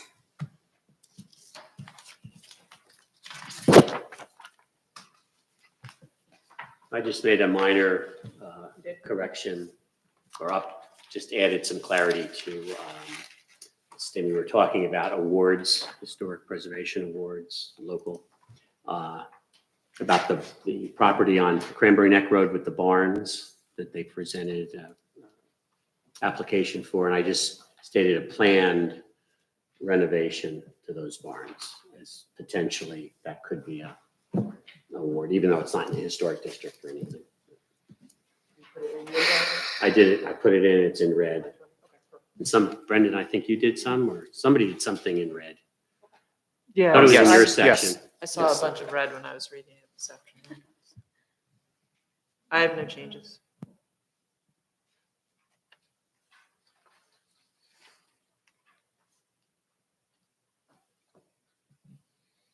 Yeah, I don't have any edits either. Good job, Robin. That was a really fun one to do. Trying to be as nice as I could. Okay, discussion. You want to do Do we have to? Oh, we vote did approve the to minutes, that's approve right. the minutes? A motion to approve the minutes. Second. All right, roll call. Ms. Supmeyer, Yes. Ms. Ryan, Yes. Mr. Guyer. Yes. Mr. Hool. Yes. And Mr. Sabo. Yes. Thanks. Motion passed. Okay, discussion.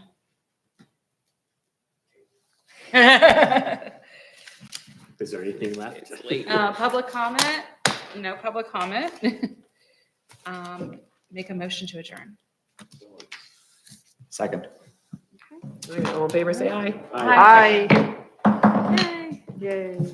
Good Thanksgiving, everybody. Yes.